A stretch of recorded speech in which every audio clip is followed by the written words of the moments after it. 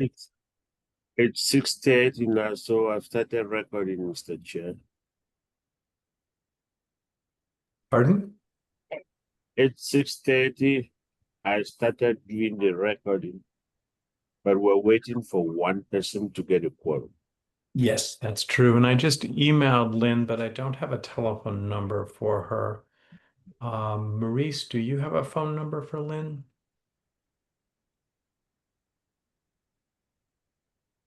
John might. I'll look. It's been a while since I've done calls, but I'll see if I can find a list. Okay, thank you. I just emailed her.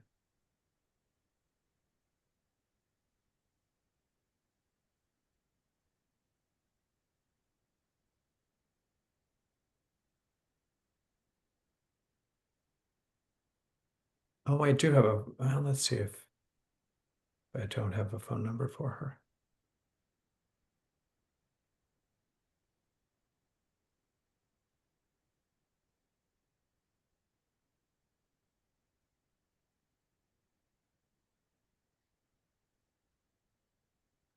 There she is.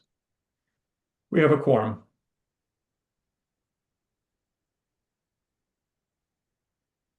Although I don't see, let's see if I can get the list of people, participants.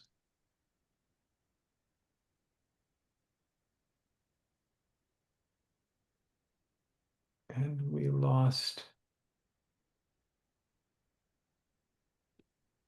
Maurice. Yeah. So we still don't have a quorum until Maurice comes back on. That's correct.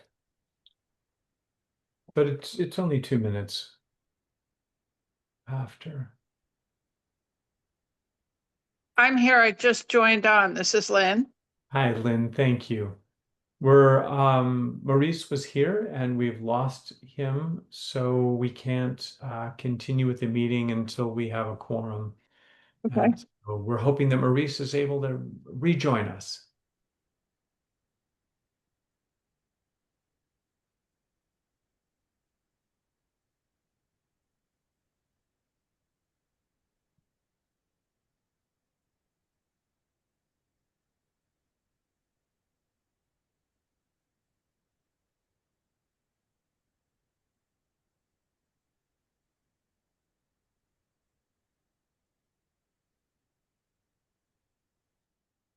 There we go.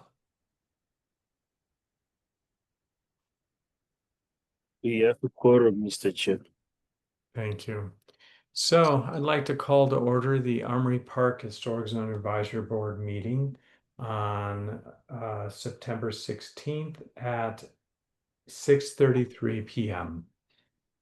And so I will do a roll call. Maurice, Present. Stan, Here. Lynn, Here. Steve, myself here. I received information from Helen Erickson and Matt Smith that they won't be able to attend this meeting, but as we have 4, we have a quorum. So the next item on the agenda, we have some guests, and so I think that would be helpful to have them introduce themselves. So John Burr, I think we know, he is a guest as well. And Nicole. Hi, everyone. Lovely to meet you all. I'm relatively new to Tucson, new to the Armory Park neighborhood, and I'm here presenting project plan requests today. Thank you. Yeah. And Gabriel. Hi, I'm Gabriel with GGV Designs. I am assisting Nicole on her project and also here representing Kay Watanabe on the other project, which is a 306 South 3rd. Thank you. And I think that that's all the guests who are currently attending. So We'll go to the next item on the agenda, which is review and approval of legal action report LAR. Voting in progress. Oh, Lynn, you're here twice. I know, I'm sorry. I'm trying to fix that.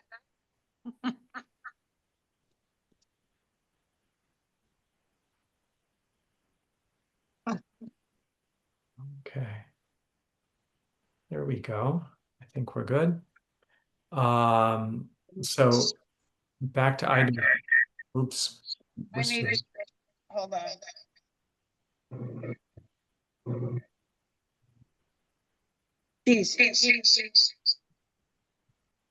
So I think I can. No, I can't. Michael, can you mute her?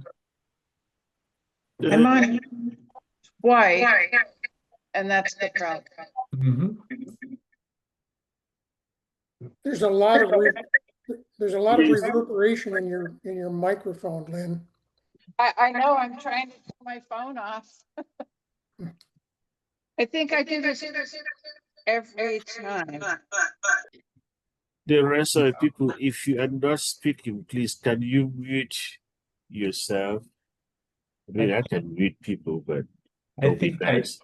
I think that Lynn took care of it. Thank you, Lynn. And Okay. we still have a quorum. Okay. So review and approval of legal action report LAR and minutes from the July 15th, 2025 meeting. And I'm going to call John Burr. I think you had a couple comments about the LAR. Yeah, Helen is listed as absent, but also present. And so the listing under members absent should be removed, in my opinion. Mm-hmm. And then I think it's on page 3 under the minutes. It was a, let's see, a minor review. For 720 South 3rd. No, it's at the end of page 2. Applicant will need to show height of main structure as well as proposed ADU. For gable roof, height is measured to midpoint along the gable. That's not how height is measured in HPZs. It's code reference UDC 6.4.4.A.1 and TSM standards 9-02 2.3.2. It's midpoint in the facade to the tallest part of the structure, or gable ridge. And that should be corrected in the minutes, or it will give people the wrong impression. Thank you. So do I have a motion to approve the minutes as amended?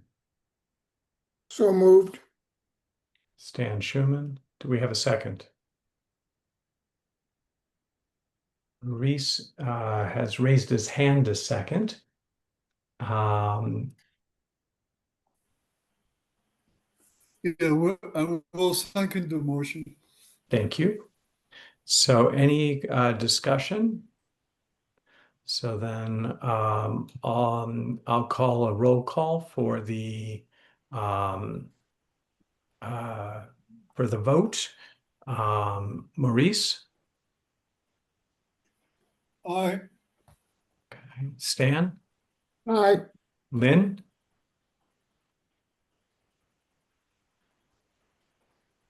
I know she's here. Lynn, are you able to unmute?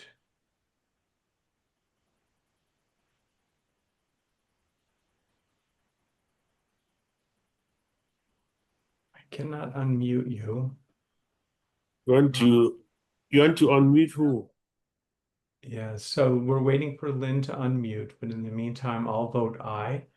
And we will need Lynn's vote. And I think that's why she was logged on twice as for sound.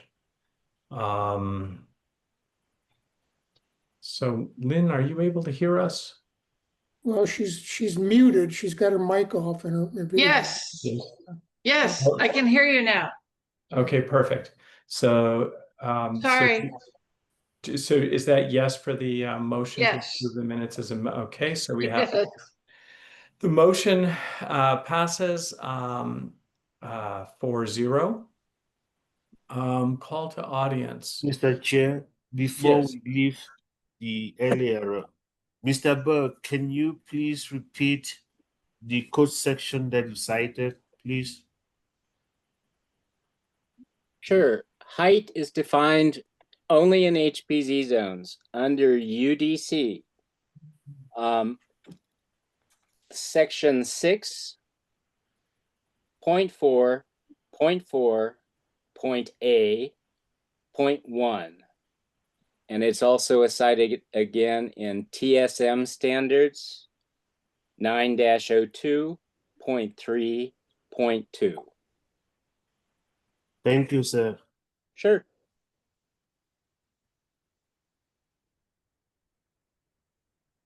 Mr. Chair, you may proceed. Okay, so number 3 is call to the audience. Public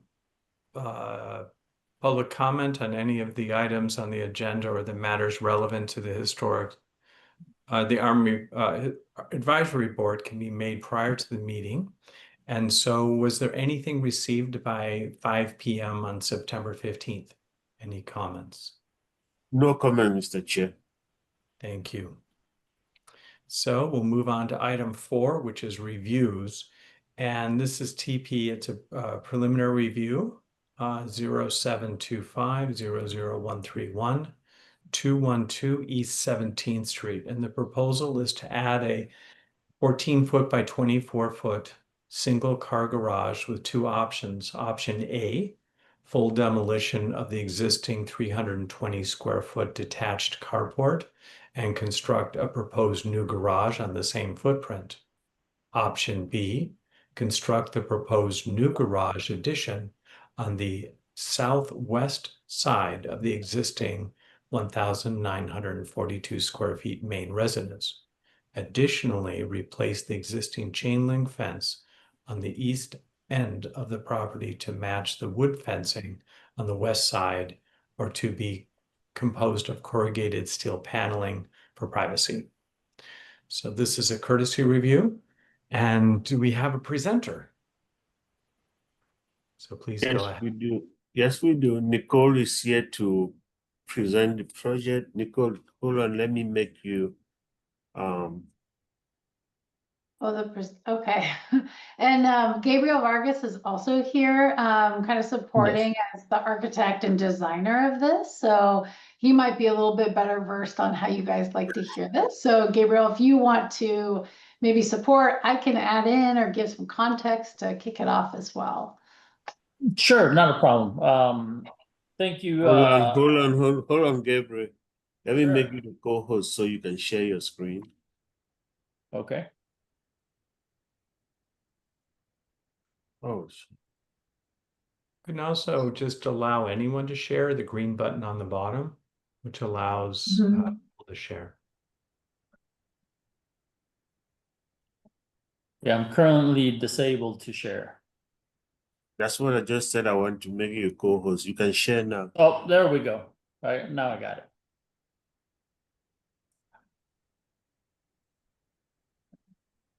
Thanks, Gabriel.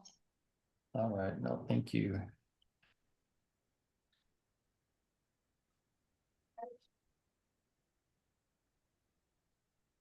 With me 1 second. All right.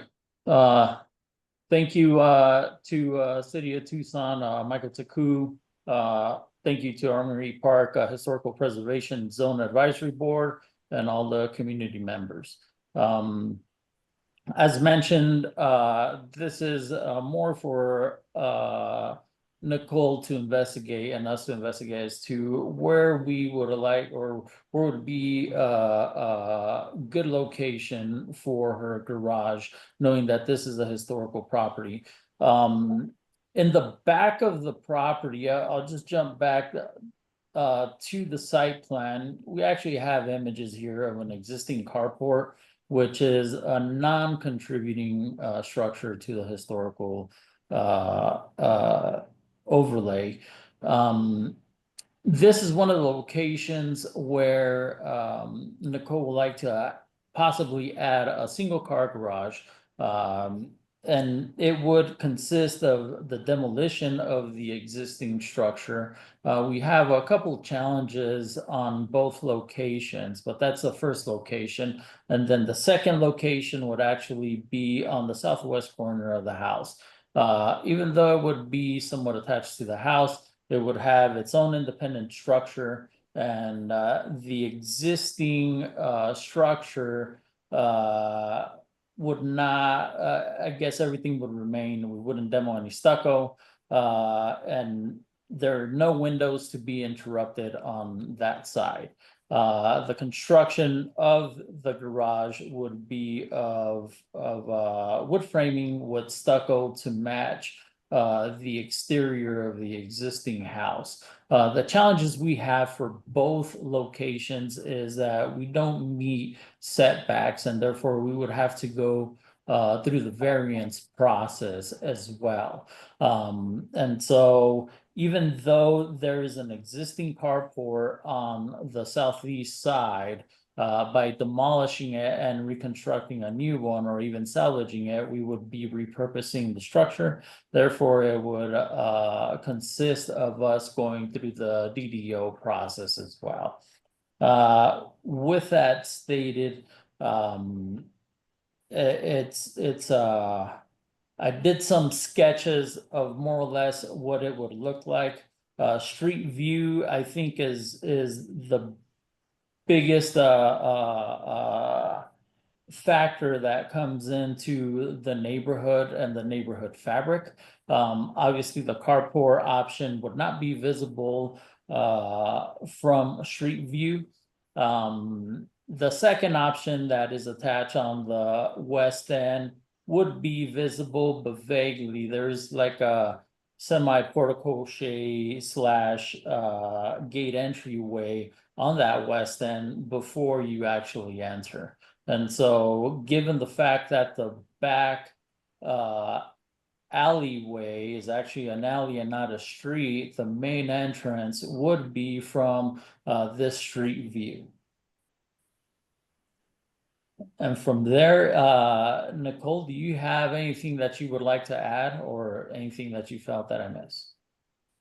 No, I think you covered it really well. I think the interest here is to know, is there specific limitations or preferences around either of the two locations? I think for us, it's, maximum utilization of the property, but minimal impact to historical view or vision, knowing one, you wouldn't see it all behind the house. One would have a little bit, as he said, of kind of like an obscured view on the side of the property.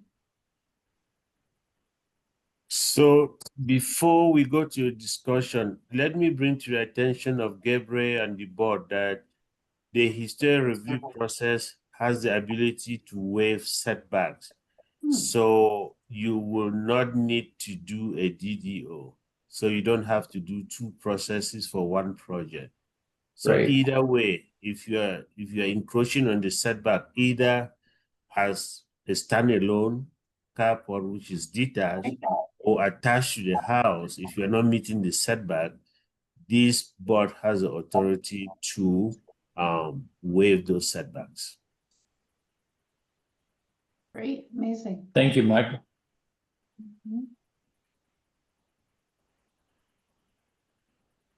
Okay, so we'll open up for comments or questions.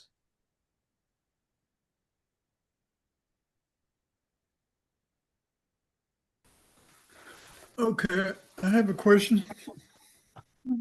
Maurice. Okay, you mentioned that you were thinking of two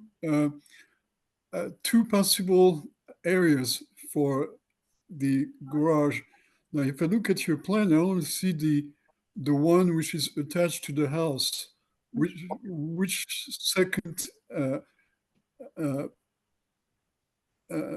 possibility do you have? Oh, I see it now. Okay, So in other words, it would be either north southwest or or southeast of the property is what you're saying. Correct. Correct.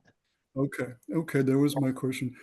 Mhm. You know, I don't see a problem. Okay, it's if well done, I have no problem with it. Either way, you know, either in either location. Thank you. Stan Schumann has his hand up. Stan. Yeah, I don't know that I have an objection to either one. My preference would be to set the garage toward the back. I prefer it that way visually from the street. I just care. I have more concern about it, locating it directly adjacent to the house. So my preference would be toward the back where the existing carport is. Is your concern, Stan, just for my understanding of putting it next to the house, just the visual aspect of it, or do you have other concerns that maybe I should be thoughtful about? It's mostly visual. I just don't think it works well with the, you know, the plan of the house itself. It's kind of it looks like an addition, and you know, the preference is to keep it in the back. But you know, I'm not 100% objected to putting it right adjacent to the house. I think it would be acceptable as well. But my preference is toward the back. Okay, thank you. So this is Steve Grady. So for the architectural style and time period of the house, an attached garage is very unusual. A detached garage is far more historically compatible. It's traditionally what would have been built and has been built in most areas in the neighborhood.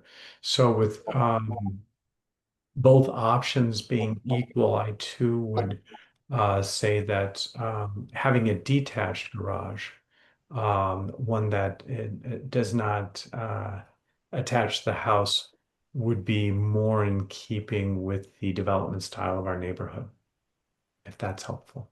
I think that's a very good point, Steve. Thank you. In retrospect, I think you're correct. Having a detached garage is more into keeping with the neighborhood. Okay, so yeah, I probably would recommend to go with the detached garage. Both seem sensitively done.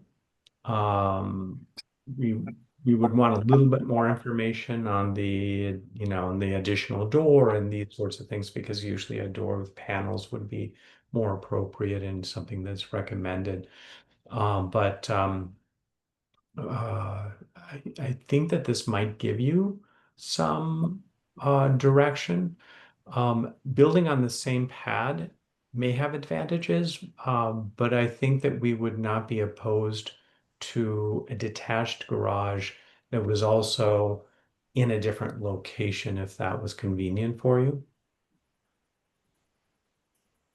Yeah, I think it's one or the other on the property as it exists, and putting it, as you noted, here's kind of this drawing shows. Mhm. Yeah, it would be removing that carport, which is a little, you know, not structurally sound as it is. So it's kind of two birds, one stone, putting that back there to be able to remove a questionable structure and being able to kind of redo that space and put a detached garage back there would be a great use of the property and the site as it is.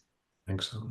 I think another issue with the house, with the garage directly adjacent to the house, is the difficulty of dealing with the footer, because you're going to be down possibly conflicting with the existing footer. You might have to do something like a cantilever footer in order to make it work to avoid the footer of the existing house.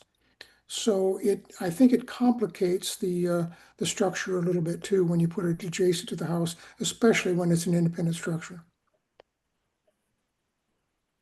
Good point. Yeah, that's fair. And it's an old house, so you have no idea what you're going to find when you start Right, down. yeah. It's very true, Stan. Yeah. So to Mr. Chair, members of the board, to the applicants, do you know what the age of the proposed carport to be demolished? You know when it was constructed? So from what I was able to investigate, it popped up on the 1998 aerial. And so that's the only information that I was able to get. I didn't look at any additional mapping, but from anything before it did not pop out on the maps. And the GIS map, so it wasn't like Sanborn maps or anything like that.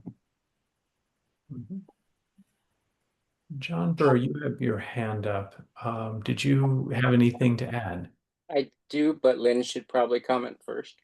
Oh, sorry, Lynn, please.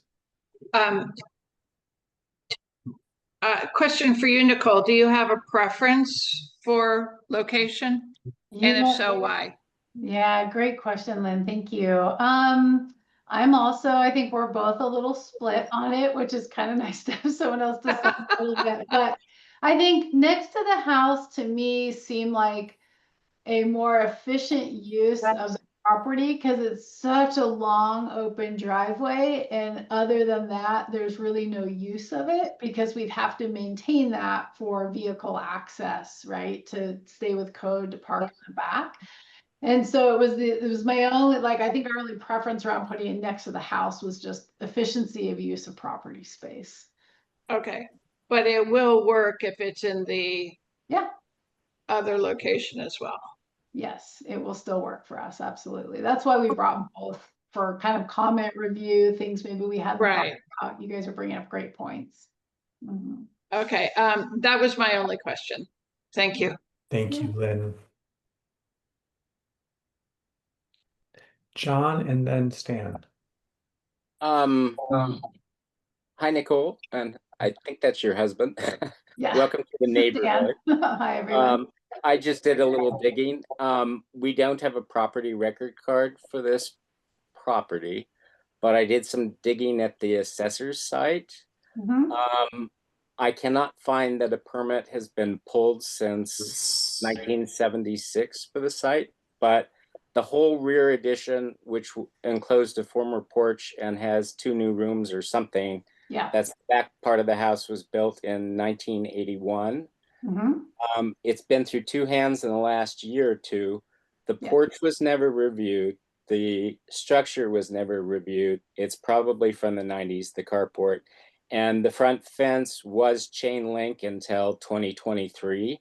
So when you do any plans on your development package, you probably ought to do a retro approval of the fence as it exists, since it was never reviewed or approved.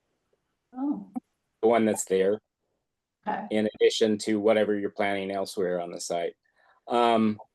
There was only one contributing garage in your development zone, and it blew down in a windstorm in the 90s, over Wow. 2 houses to the east. And so it should be detached, but where you put it is really your choice. It would probably impact your plantings if you put it directly behind. It also appears that that kind of weird Ramada over thing with the tile roof that sticks off was probably from the 80s as well. Yeah. So it's kind of up to you. I just think you probably might want to consider a slightly more comprehensive development package. You might also want to do it for the back porch, because that just showed up on a new assessor's site webpage that was done after the most recent sale, noting that it's brand new. Is it? Okay, thank you. The back porch. Oh, okay, and I appreciate that. So just so you know, like purchased this a handful of months ago from someone who bought it and flipped it. So it didn't come with a lot of history or documentation of that. So thank you, John. It's good to know that. Maybe Gabrielle is who kind of assists us through this process. It's a cute little house. It was probably built in about 1931 instead of 1935, but the assessor now lists it says 72 because of all the changes that happened in the back. Yeah, 'cause it's like the back half is on slab and you can tell it was done later. Yep. I will say that the unnamed avenue or alley behind you Mhm. won't meet the legal code for turning radius to use the garage from your backsliding gate, Correct. which we encountered with an adjacent properties. Yep. So just for informational purposes, but Yeah, thank you. I appreciate that. that's about it. That's all. Dan, Well, John may have screwed up my question. I thought that you mentioned that your access from the street uh, would be a longer access. I thought, well, why not just access from the alley and turn that into a landscape area? So you screwed me up, John. Sorry. We thought about that, Stan, and it is, and I think we have been told, yeah, like you need, it's like a certain degree turn into a garage to consider it in that Well, respect. you could always pull in and then back into the garage. Yeah, I think it's like we can still use it, but we couldn't block the driveway in any way because we'd have to Yeah. maintain that as like an official entry. Sure. Yep. Well, there's, just to let you know that there are a lot of structures that I know of that access off of the alley to park their cars. That's a non-conforming alley, and it's usually barricaded by one or many neighbors at various points. In fact, a few people, I just looked at it today and I couldn't drive it in my SUV. Oh, okay. And someone built a fence that projects into it, another neighbor farther to the west. So I wouldn't count on that being a usable alley ever. All right. Except for trash, maybe. And I don't think even the trucks go down it. no. No, no one can use that for trash. I mean, they use it for trash, unfortunately, but not for trash pickup, I think is the The problem. city, for minor avenues like that, there are a couple of them in Armory Park. The city has allowed adjacent residents to purchase a portion in the past. Interesting, huh? Hmm. Any other questions or comments? So, have we been helpful? Actually, I do have a question. One of the things that John Oh, yeah. Burr mentioned, I'm sorry, I didn't raise my hand. No worries. But one of the things that John Burr mentioned is bringing that front fence into conformance and then possibly that back porch and doing a separate development package. Am I understanding that correct? So would that be a separate submittal or would it be an No. inclusive submittal? No, with when you do your development package for your proposed garage, just include the front fence plus any new fences you're planning. And the back porch as it exists. None of them are terribly problematic in my mind, but they should be included so that they are considered part of the property and the record. Okay. Got it. Thank you. I think that's appropriate. Yes, Michael? That's correct, John. Okay. I have one more question that came up. Gabrielle, do you mind scrolling to, I think, about the last page and an image? Yes, ma'am. So one of the things, perfect, thank you. That's also included in this is replacing the chain link fence that you can just barely see in the back, just with a, corrugated metal and or wood fencing to match the other side so that we have some privacy with our neighbors. They may also appreciate that. I wonder if there was any comments to that. You wouldn't be able to see this at all from the street. This would just be in the back part of that house on the side. So I can add a little bit, and John, fill in if there's any additional information. Fencing traditionally would not be above 6 feet, but because it is in the back and does not obscure the structure, the primary structure, corrugated would be vertical only. Yeah. And we usually request that it not have a shiny or reflective surface. Me too. It can be attached to tubular steel frame.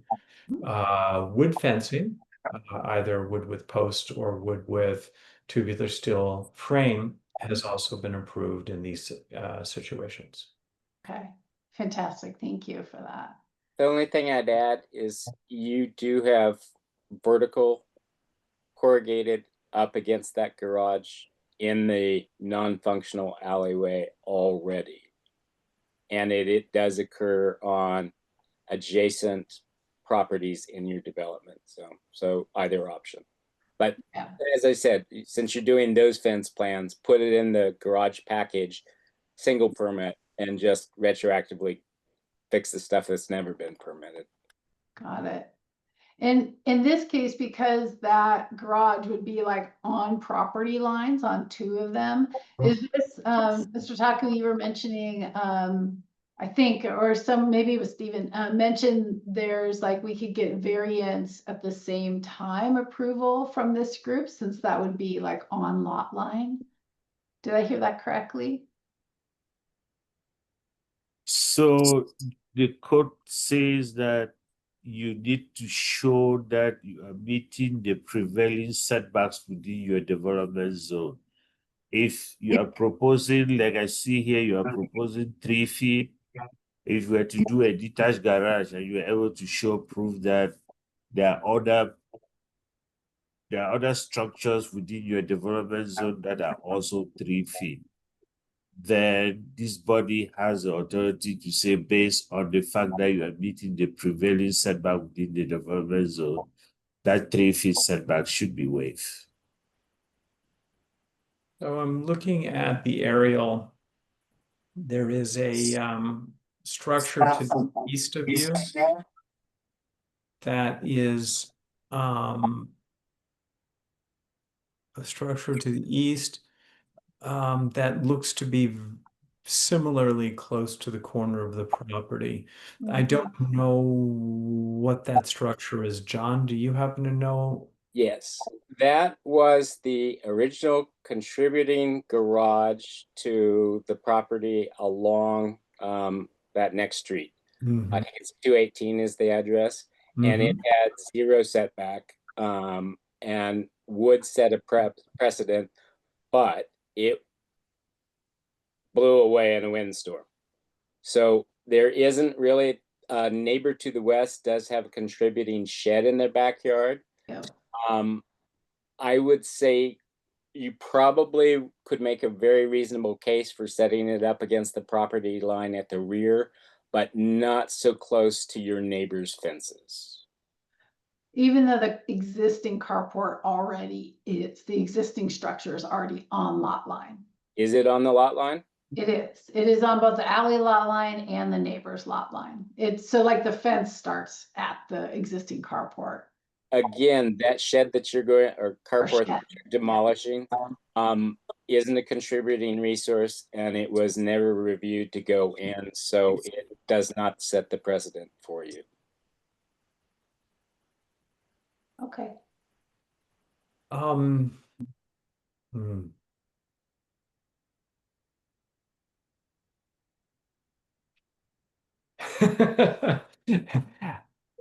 When did the one blow away, John? It's a really funky one. It blew away in a windstorm in 2015 or 16, and the owner of the property moved in without a permit a shipping container that had to go through a minor review retroactively, but it also had to be covered up by corrugated tin and be slightly modified so as not to appear to be a precedent for anywhere in the district. Sure. It was a complicated one. I did that review with Michael a number of years ago. So I still remember that, John. It was weird, but it was directly on the alley line at the rear of the property. Yeah. So there, and it still shows up, believe it or not, as a contributing structure on the city's website of contributing structures. So that's where you could get the precedent for the rear setback, but I don't see anything up against a fence that's contributing on side fences. Okay, and you in your can, development zone. What about the shed to the west?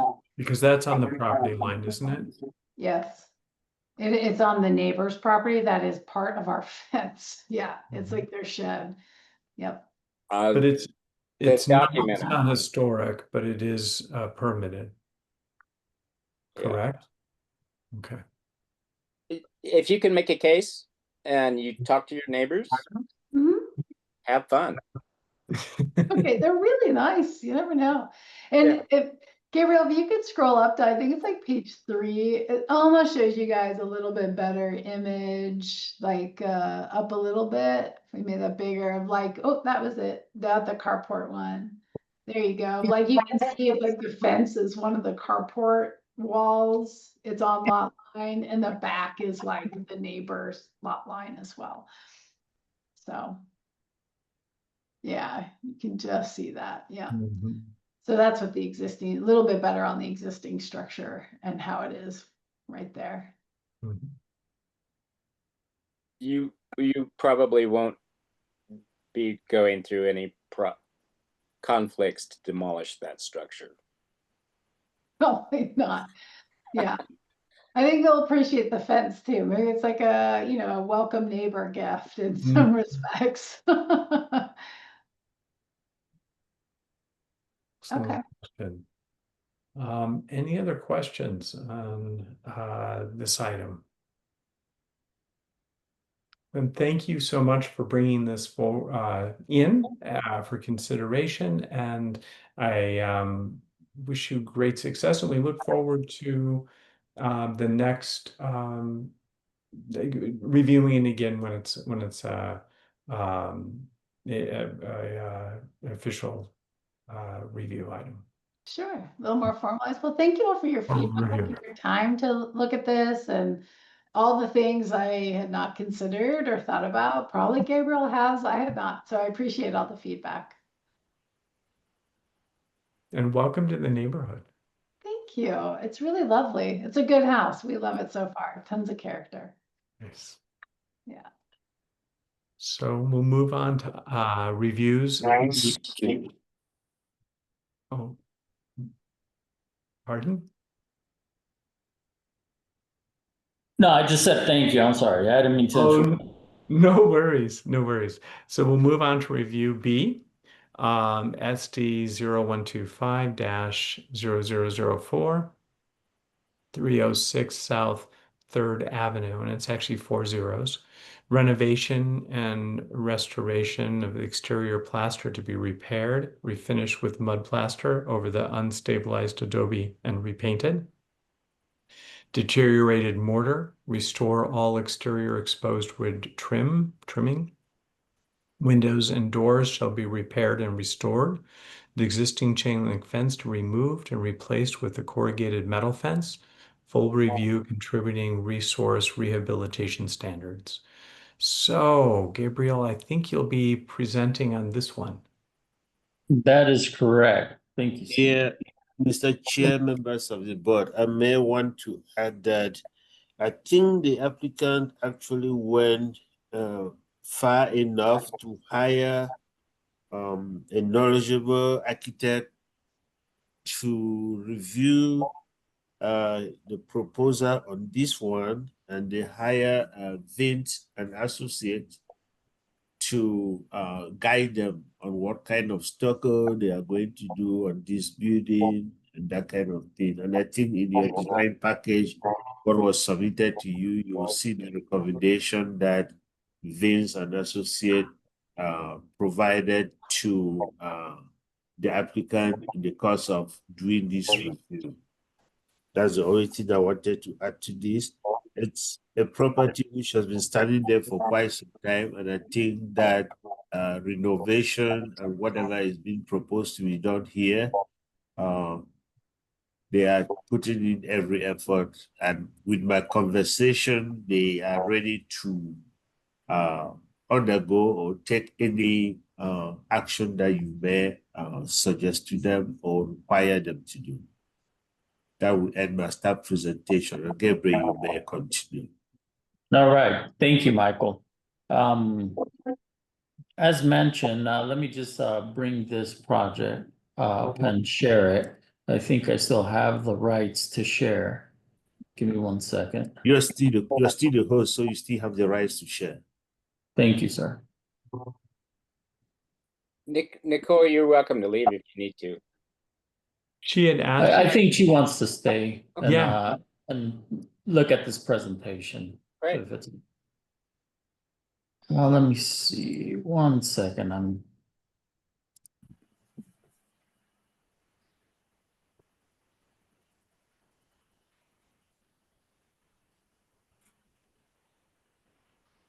Can you find? Oh, okay. Yep, I got it. Okay. Thank you, Michael.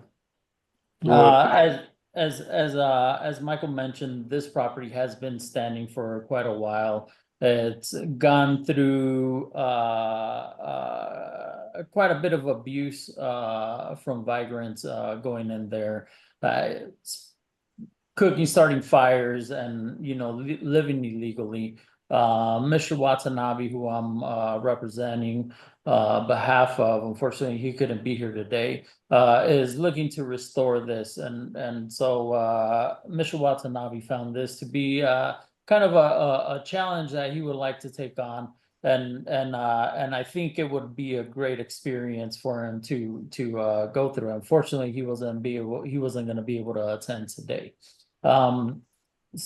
There are, as mentioned, the major modifications that we're looking at is replacing the existing shingle roof to a new standing seam, repair and refinish the stucco, repair and restore the windows and doors. As you can see, there's significant damage. Demolish a non-conforming shed, which is actually in the back area, which is not quite visible from the full street,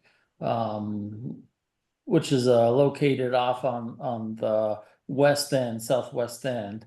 Removing a dead tree that has been burned in the entry, which I like to discuss, and then also replacing the chain link fence with a new steel frame and corrugated panel fencing. In addition, some of the minor items that I would like to touch is how we will be concealing some of the condensing units for the AC, and also how we are going to remove some of the conduits and a water heater from the exterior. To begin, I like to start to discuss the roof. Currently, there is an existing asphalt shingle roof. Sorry for all the scrolling, but I just want to show you some of the images that we have. Where did they go?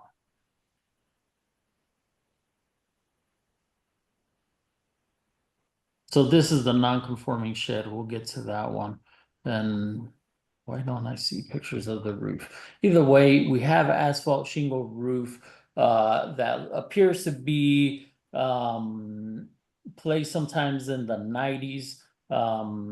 This structure is from the 1800s, so we know it's not the original roofing. And so what we would like to do is put a standing seam metal roof in place of the shingles. And so the roofing would be a very similar system that is found on one of the neighboring properties, which I'll actually zoom here, which is a MBCI panel. And so the roofing color would be dark bronze. It hasn't been 100% selected, but I think that's the route that the owner would like to go in replacing the roofing. Now going to the stucco finishes. Currently, the existing stucco is actually 1990s lace stucco finish, which is not original to the structure. And so our main concern is that since this is an adobe structure and it's an unstabilized adobe, it doesn't allow the wall to breathe. And so this type of stucco would actually trap moisture and start creating some structural problems. And so that was the reason why we actually went to Mr. Vint and ask him to evaluate it and give us some feedback as to what would be the best method and recourse of refinishing the stucco. One, the lace finish is not appropriate for the vernacular structure, and then in addition, there is the structural concerns. With his report, which I have provided here, Mr. Vin is stating that given the fact that we have a rubble foundation, it hasn't allowed any of the moisture to seep from the ground and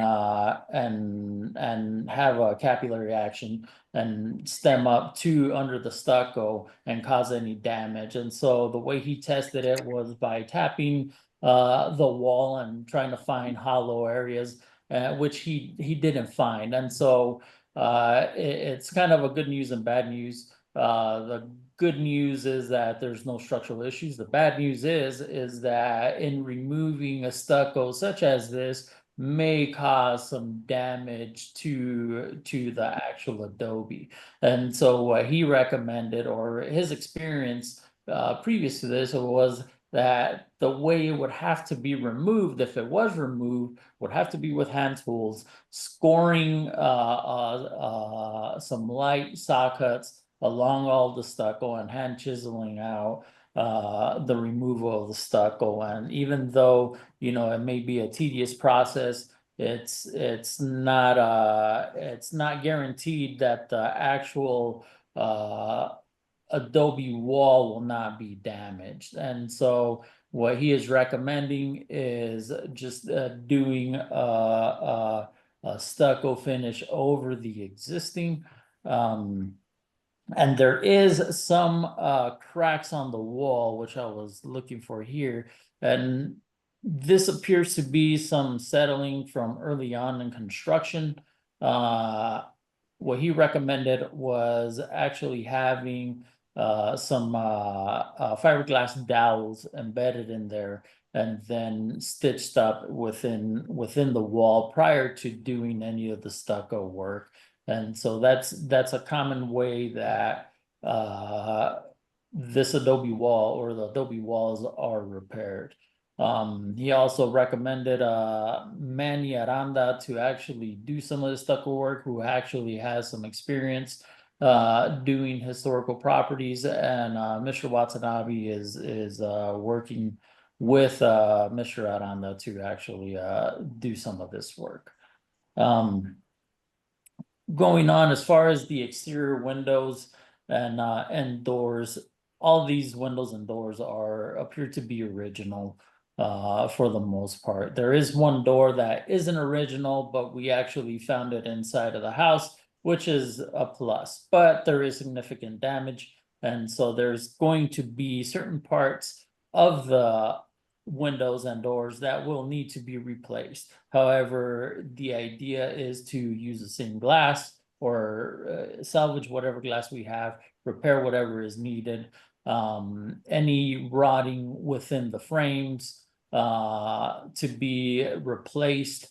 I know Louis with Ashton Goodman has done some of these restoration windows in the past, and we've reached out to him to actually take a look at these windows, and these are very similar to the ones that he has repaired.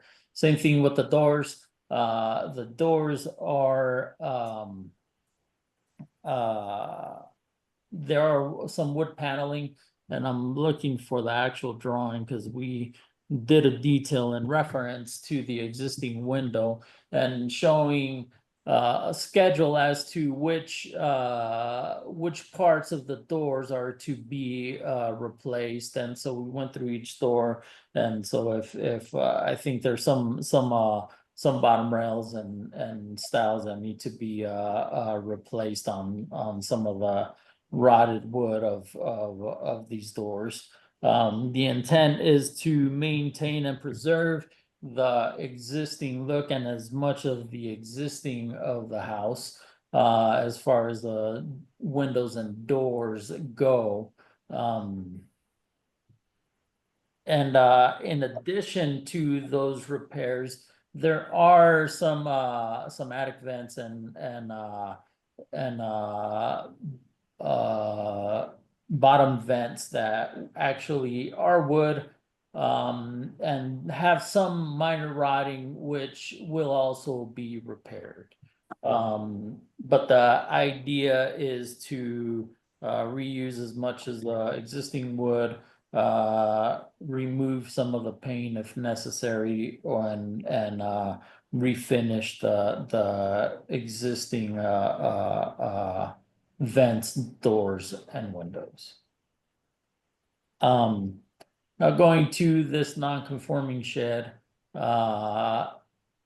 this shed has been kind of a nuisance lately where vagrants have been going in and either sleeping or habiting or whatnot, cooking stuff in there. And so looking at the map, this is not a contributing structure. Looking at the inside, it did not appear to be used, even some of the old materials. But again, we're proposing to remove it on the basis that it's a non-conforming structure. There is a tree at the entrance, and we have it drawn in the front entry facade to be demolished. It appears that that tree actually caught fire. I think it was sometime last summer. Let's see if we have a picture in here of there it is. And so there's quite a few concerns. Is one, it's not a living tree from what we could see, and so it puts a risk into the actual roof structure of getting damaged. In addition, in removing of the tree, our concern is of any settlement, because we have you'll have a root ball and whatnot. And so I've been working with Stephen Hess to see what's going to be the best way of remediating the removal of the tree. At this point, we don't have a 100% action plan as to how the process is going to go, whether if we're going to need to underpin prior to removing a root ball, or if we leave a root ball in there just to avoid any collapsing, if that's a viable solution. But at this point, we haven't had a full determination. Reason why we haven't had a full determination is because we would have to excavate around the front and the door and whatnot, and so Mr. Watanabe wants to make sure that he has his team out there, or there's a little movement before he does that. But if we need to dig up prior to, we'll be more than happy to do that. There is a chain link fence which is visible on this picture off to the east end and then on the north end. And so we have kind of a side door here that has a gate, and it's probably going to be better if I just show the site plan. And so existing chain link fence is going to go around this perimeter. There is an existing corrugated fence here, and then there is another hybrid wood slat corrugated panel and some other material fencing on this side, which we would like to remove and replace to keep a uniform look around the whole yard of the property. And so going into the replacement, what we're looking for, and I just heard that earlier that any corrugated metal would have to be vertical. We are presenting it horizontal, which I apologize for that. I should have known better. But that will definitely be changed as vertical paneling. But the main side living, or I should say side yard of the fencing, which is a secondary entry, will be very similar to one of the fences of a neighboring property, which I'll show here briefly. And it's the same one with the metal roof, and that one had a horizontal, but it's to be something similar of this look. However, at this point, we know it's gonna be painted, and it won't be a light color or a galvalume finish. Again, we haven't quite determined as the exact colors, but Mr. Watanabe really liked one of the neighboring houses, and so painting the exterior similar to this white and having a dark wood trim on the houses for him would be ideal, with an accent of a darker fence on the perimeters.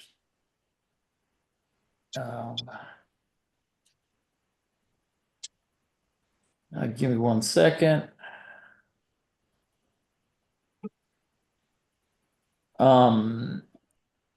So on the minor stuff, I think it's important to touch, which is not always minor. It's good to go over. And one of the things that is usually a concern of the neighborhood is condensing unit. Any of the AC units that we're gonna have, there's gonna be nothing on the so no evap, no penetrations on the roof as far as any mechanical goes. Also nothing on as far as window mounted ACs, which they currently had some of them, and that was kind of the damage of the windows. But where we are planning to locate the condensing unit is going to be on this west side. There is a jog where the master bedroom is, and we plan to hide it or conceal it in that area. In addition, the fencing that we're proposing, which if I look over here, is concealing it from street view. And so this would actually be the street view where the AC unit would be, and it would be behind this pop out. There is currently a hot water heater, which is located in the back. This is the demo plan. We plan to remove that, place it inside the house. Also, along with some of this sewer vent stacks that got retroed at one time or another to be placed in the interior. They also has some electrical conduits and running through the exterior. All that stuff is planned to be removed and placed within the house and not visible from the elevation. And with that, I turn it back to either Mr. Taku or Mr. Steve. Thank you for an excellent presentation. Michael, did you have something to add? No, Mr. Chair. So we'll open it up for questions and comments. Okay, you want me to start, Steve? Sure. Maurice, go ahead. Okay, so first of all, I want to congratulate you on your project. Okay, I like the idea that you're going to be using the existing wooden windows and doors. Okay, I think this is very commendable. Okay, your roof sounds acceptable. Okay, I have in general, the project looks good. The reason why I'm saying in general has to do with the fence. Okay, don't know if you're aware of it, But the house across the street that you're referring to, that you're trying to copy the fencing, is actually in violation of codes. Okay, the fencing that they used, okay, was never approved. Michael, you stop me if I'm wrong, but I believe it's up for enforcement right now from the city of Tucson. So I would stay away, okay, from that particular kind of design. Yes, if you're going to use corrugated steel, it has to be vertical, definitely not horizontal. Okay, and again, I don't know how long that house across the street is going to have that fence for, since, like I said, this is against every rule that we have. Okay. Outside of that, I like your project. Okay, it's beautiful house. Okay, it's full of history and done right, and I think you're going to be doing it right. I think it's going to come out really great. Okay. I Thank you. personally have, I personally own, a couple of Adobe houses, and I know what it's very hard to work on. Okay, because those are not stabilized most of the time. Okay, and your idea of putting stucco on top of existing stucco is probably one way of avoiding destruction. Okay, so that's a good idea. And as overall, I like your project. Again, like I say, a big caveat as far as defense, because you're going to run into problems. Yeah. But outside of that, for me, it's a green light. Yeah. Thank you. Thank you, Manny. Okay. You're welcome. Good. Stan's hand is up. I probably have more concerns than anyone else might have. I think that there are some issues that need to be addressed. I don't know that your MBCI type roofing, metal roofing, is inappropriate for the neighborhood. There may be some in the neighborhood that I haven't seen, but I'd like others' input on this type of roofing that you're using. The corrugated roofing is pretty standard corrugated, where it's got just a simple roll, a C-section, is one thing that's used a lot in the neighborhood. Your doors and windows are a concern. Number one, the type of door you have. I see the X bracing at the bottom with a 3/3 type window cut. I find that probably not very historic. I know it's existing on the house right now, but John Burr sent a report to us a little later this afternoon that showed that the original survey indicated that the doors were more of a upper light with 2 or 3 panels below it. And I think that that's a much more appropriate wood door to be used on this structure rather than the type that you're showing here. The double hung windows make sense, and as long as you're refurbishing them or restoring them or replacing them, I think that's great. But in looking at the house, those windows are in serious condition. I don't know that all of them can be salvaged successfully. And the wood trim that's existing on the outside is damaged beyond repair, or even even sanding down is not going to help. And it's important that you understand to use the right type of wood on the exterior. You can't come in with something like pine and put that in to replace the wood that's there. It's got to be a more appropriate wood to the neighborhood. And most of the time, the wood that was used was a Douglas fir.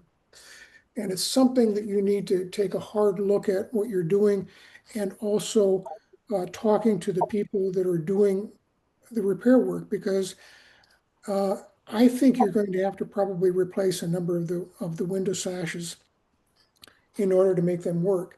And if they've all got the pulley with the cotton string and the counterweights, then you're going to have to look at them too if you're going to keep them. You're saying just to repair them. Well, I'm not too sure you can repair all of them to the original conditions, but you certainly can find pulleys on the market, even in some architectural stores that sell that type of product. Maybe not in Tucson, but you can certainly find them around the country. And those may have to be replaced too, because I have no idea what kind of conditions they are in. So if you want to keep that, I think you need to take a harder look at how you're indicating the work to be done on the doors and the windows. Now, I understand you're referring to the guidelines for rehabilitating historic structures, buildings. I'm very familiar with with those products, or with those writings and handouts, but they're very difficult to find right now. I went online just to see if I could find them. I used to own all of them, but I no longer do, and I'm not too sure how you get access to them.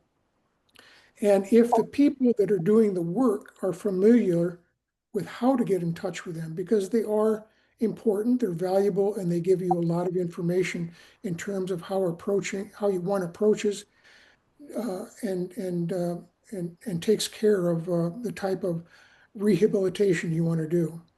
So I think that's very important to consider. The stucco, after reading Bob Vince's report, I have no questions with that. I think that's a reasonable solution.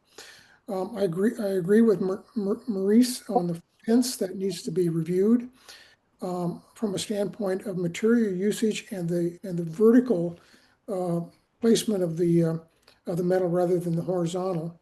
But secondly, I'd like you to take a look at the detailing for the supports of the fencing themselves. I mean, it seems like it's really over-designed. You call out a 3x4 column, a vertical column for supports. There's no reason you need something that heavy, and it looks a little heavy in just looking at the design of it. So I think the whole design of the fencing needs to be reconsidered and looked at a little bit carefully. A 2x2 channel, which is, I mean, a column, beam, or Tubular steel post. yeah, post is more than adequate. I mean, there's not a lot of weight there to carry, and certainly I would look at the detailing, the way you bring a concrete footing up and have a base plate that's welded to the 3x4 steel column. I mean, that again, it's really heavy and overdone, and I would like that to be cleaned up and take another look at that. So I would really like to clean up some of the details, because you have a very clean and door and window schedule, but on the entire window schedule and the door schedule, on materials, you got everything's existing, and you're basically saying sand it down and clean it up and take care of it and caulk it and put it back in shape. I don't think you can do that in this situation.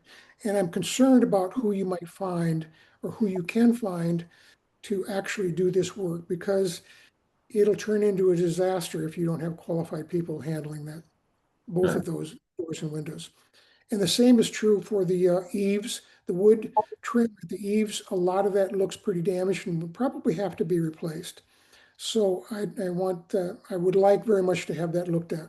Other than that, I think you put a fine set of drawings together. It's very clear. It's very easy to understand. So I compliment you on that. But I really would like you to take a harder look at the details with the doors and windows specifically.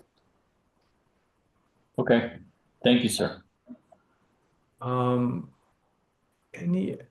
I have a couple comments myself. My age of my home is the same year, so around the corner. One of the things that is unusual about my home is that some of the trim is redwood. And actually quite a bit of it is redwood. So you may find that to be the case as well. We have very similar eaves. We were able to, your approach of keeping historic fabric intact and repairing rather than replacing is a very sound and very appreciated approach. If and when removal and replacement, hopefully with as close to in kind as possible and with the same details and such, would be something that you may need to come back and discuss if that's what you run into. and that would be understandable. Cleaning up the back, removing the water heater and bringing those the conduit and such and the vent pipes into the house, wonderful. It's a property that I have appreciated since I've lived in the neighborhood in 1988, and it's a wonderful project, and I am thrilled that you are taking it on. Your sensitivity to the pine tree, of course, the pine tree is no longer living, and that, but the sensitivity to what it may do to the foundation is very appreciated and thoughtful. I agree with Stan about the doors. The X panel at the bottom is not traditional to that style of architecture, and I haven't seen many in the neighborhood. So it's, I think, worth a little bit more investigation if you can find out more about when those doors were put into place. Um, the form indicates that in early 90s, that may not have been the doors that were in place at that time. We have standing metal seam roofs can be appropriate. Traditionally, it's a flat panel interlocking standing metal seam and not one with a raised panel. So the detail of that choice is important. We have approved standing metal seam roofs in the neighborhood. I don't think in your development zone for historic structures, but nearby.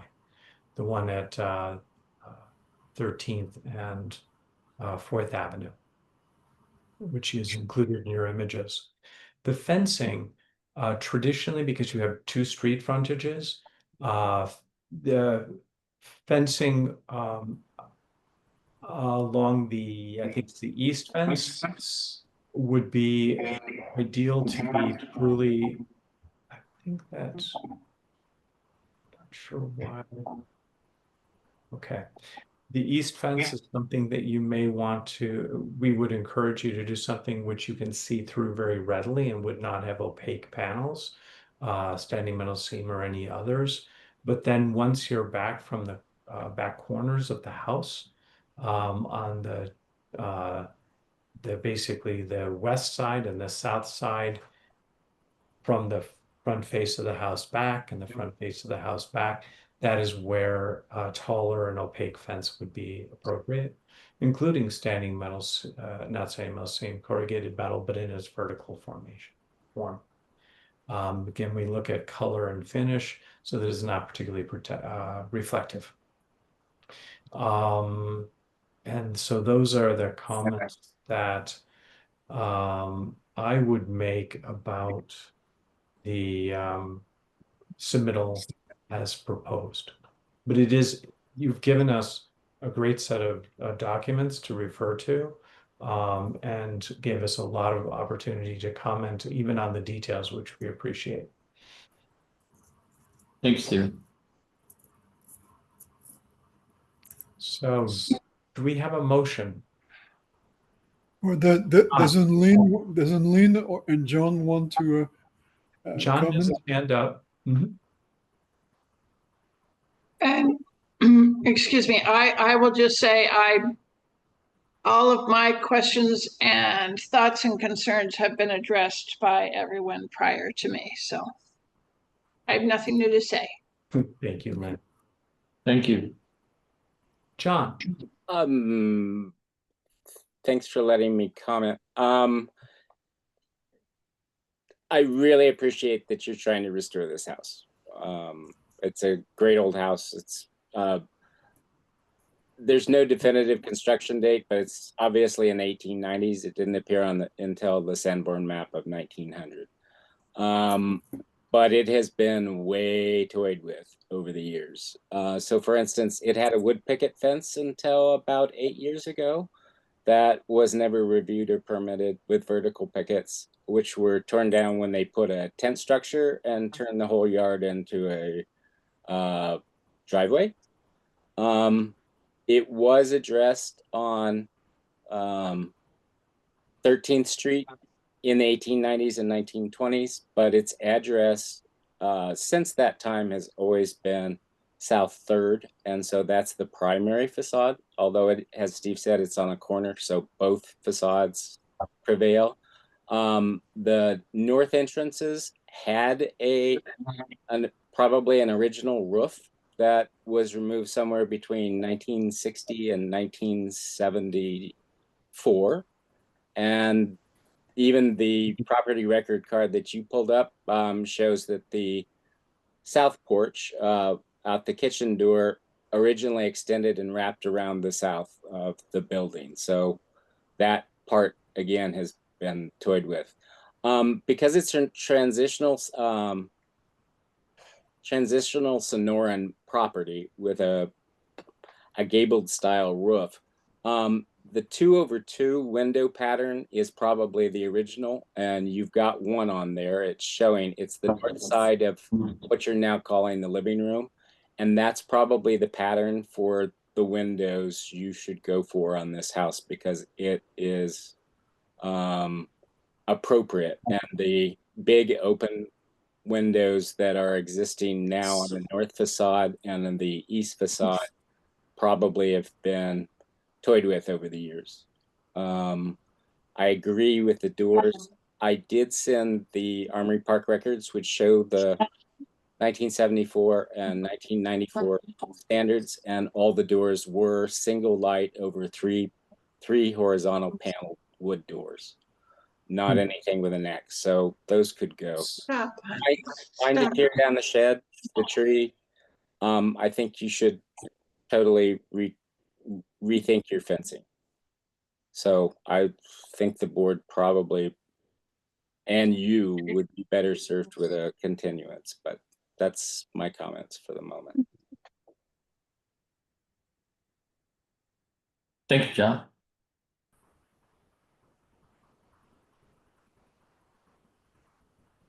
Oh, Bob does know what he's doing about the stucco, so that recommendation is a good one. So, Michael, I'm just gonna see if an approach, there are elements that we are in agreement with this property. Could we break the motion into multiples, such as the demolition of the non-contributing shed, those features, and then so that the property owner can continue working? It's entirely up to the board what they want to do. Do you want the applicant to come back to the board, or you are satisfied with this? You want to make one motion, or are you proposing to break the motion and recommend some for approval and then require the applicant to come back with another set of things before you? Is that what you're proposing? I think that seems to be an approach that might be most helpful. That we can say that there are certain items that we are in agreement with. Mr. Chair, members of the board, I think the applicants are still in the stage of designing this project and proposing what to do. You probably can give them good direction. This and this will be acceptable. This is good as it is. And then ask them to come back with all what I've heard from you to see how he can revise his plans, ignoring those other aspects that you are comfortable with, and then to come back with whatever thing you would like to see again. So you can just make one motion that will encompass everything. Thank you. Could I make a suggestion, Steve? Yes, Stan. I think it's simpler than we might think here. The one question I do have, though, is that do you have a profile of what you were proposing to use for the metal roofing? There is a. Oh, were you asking me or? No, I'm sorry, I forgot your name. The guy that put the drawings. Gabriel. Yeah. Mm-hmm.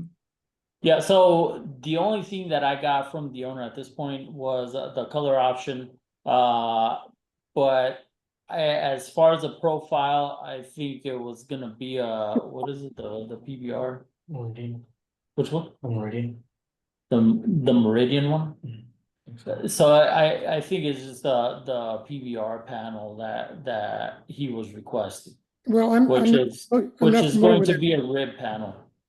Okay, I'm not familiar with that, but if it's what I think it is, then I don't know that it would be appropriate. I think, like Steve said, I think either a corrugated or a standing seam roof that has been used in the neighborhood already.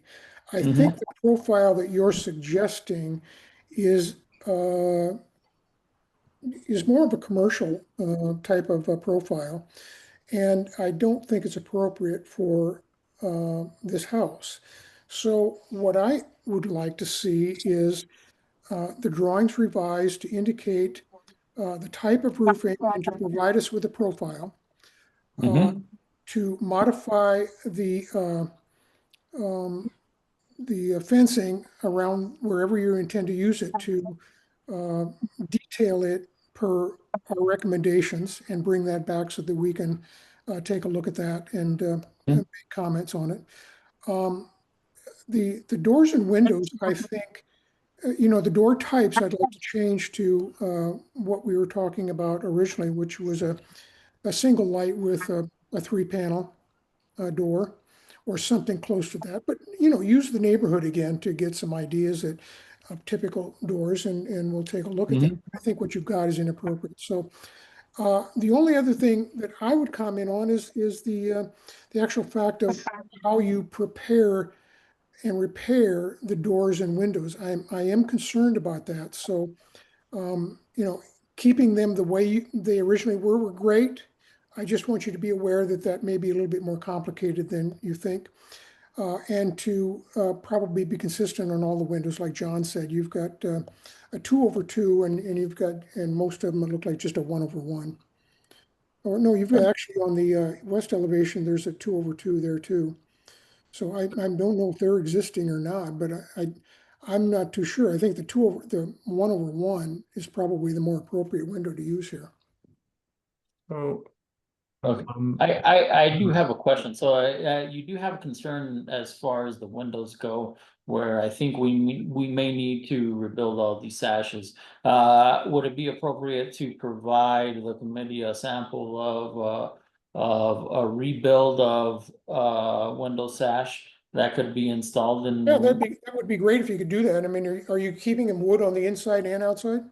Yes, yes, sir. Well, then that's great. Yeah, I think it would be nice. That would be very nice if we could see that. Okay.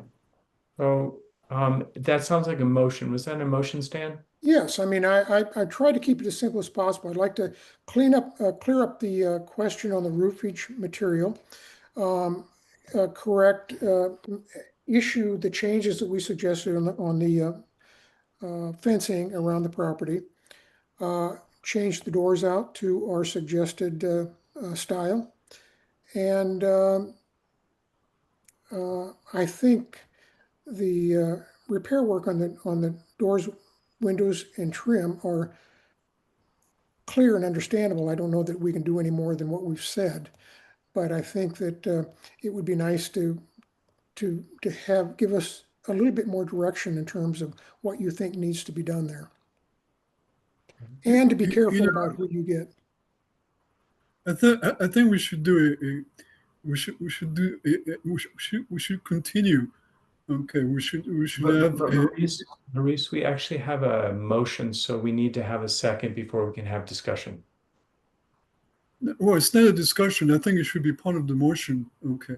John mentioned, John, what was the word that you used? A continuing review? In my humble opinion, a general it's fine to clear the demo of the shed. It's like a non-contributing element. But otherwise, the project should be continued so that there's all the elements and the proposed materials and replacement patterns should probably all come back for review for the house itself. Even though, Gabe, you're going completely in the right direction, you probably need some more time.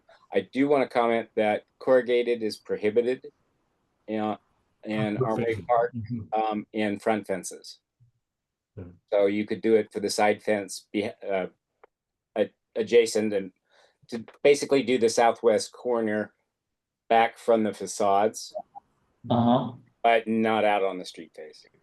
So we still need a second for the motion, even to have discussion. So do we have a second on the motion? Yeah, I'll do a second. Thank you. So I do want to, now it's time for comment. I do want to suggest, and this is something that more research will determine, the paired windows could have potentially just been 1/1. And so that's something that if that were the case, that would then, we would recommend that it remain as it was historically.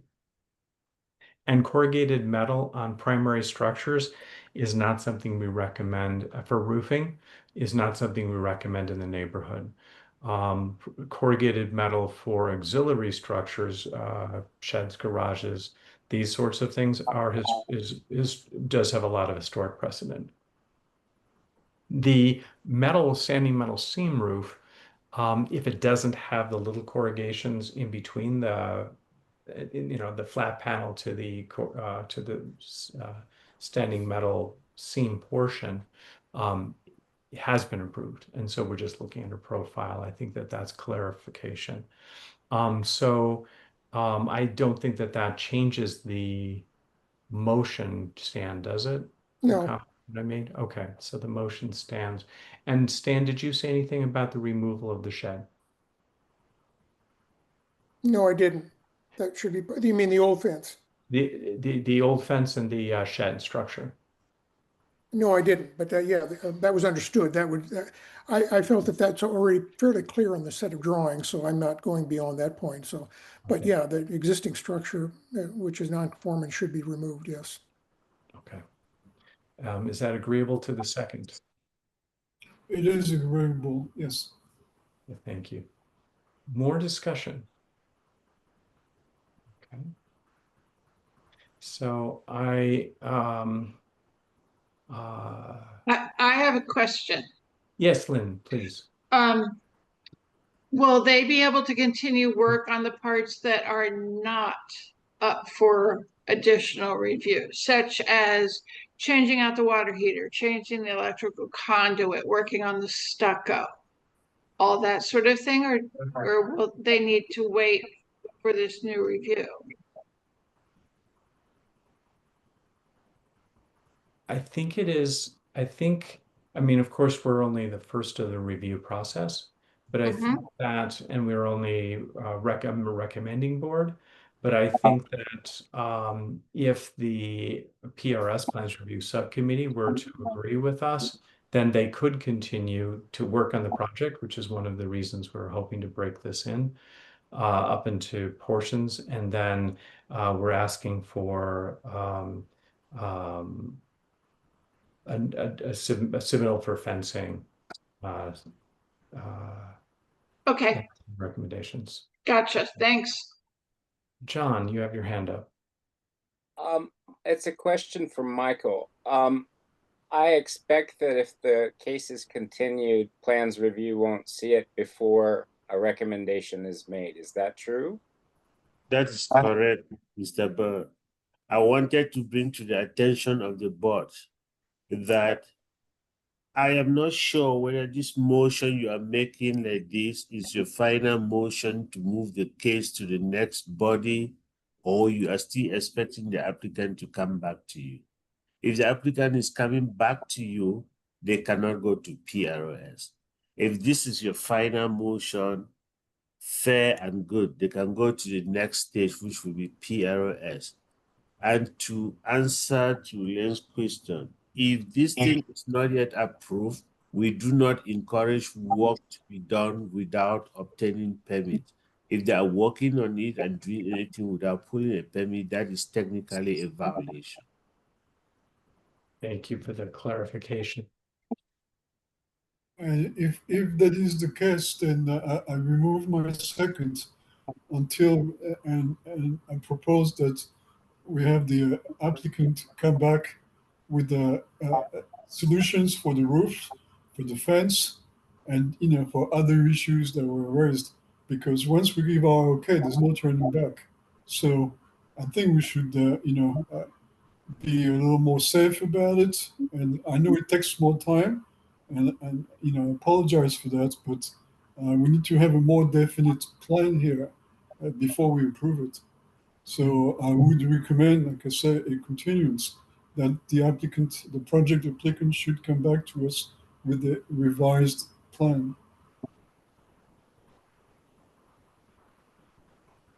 So we have, I'm not sure how this works procedurally because we have a motion and we have a second. And so the information that Michael provided is that if we approve portions of this plan, but ask for that we don't approve certain aspects, such as the fencing, that until we have a plan that can be approved, it wouldn't go to PRS. John. Procedurally, since Maurice rescinded his second, the motion to approve parts is defunct, and a new motion should go forward after you all discuss another motion. Okay. As Michael was saying, you really can approve parts, but not the rest, or it will move forward and it may or may not come back. Okay. That's helpful information. In that case, I would make a motion to have the project applicant come back and address the particular issues that we've raised. Okay. And at that point, we would approve the motion to accept the plan as presented. But for the time being, until all those specific issues that we raised are not addressed, I don't think we should approve, a motion for, items that have not been satisfied with, such as the roof and the fence. We know what we want. We want to make sure that it's black and white on the piece of paper. That the roof should be. We spoke about some seamed steel plates. Okay, the fence. We know that we spoke about the vertical steel plates. Okay, corrugated plates. So let's put it on on a plan that we can all accept. And at that point in time, yes, we will approve the project. So we have a motion. I think at this point, does not Maurice need to rescind his second of the original motion? He did rescind the second. He did. Okay. Yeah. So the motion, the second has been rescinded, and he has a new motion for a continuance to give the applicant an opportunity to address the concerns brought up during this conversation. And he listed those, but I'm not going to relist them. Do we have a second for Maurice's motion? I second. Thank you, Stan. Further discussion? Okay, then I'll call the vote. Stan Schumann. Aye. Okay, Maurice Roberts. Aye. Lynn Sutherland. Yeah, I don't know. It seems unfair that they have to wait for another month or two. I thought we were getting around that. I thought what we just did was got around that. That motion was rescinded because it was explained by Michael Taku is that if we are asking for additional information and for revisions to the plans, we cannot send it forward to PRS. Oh, God.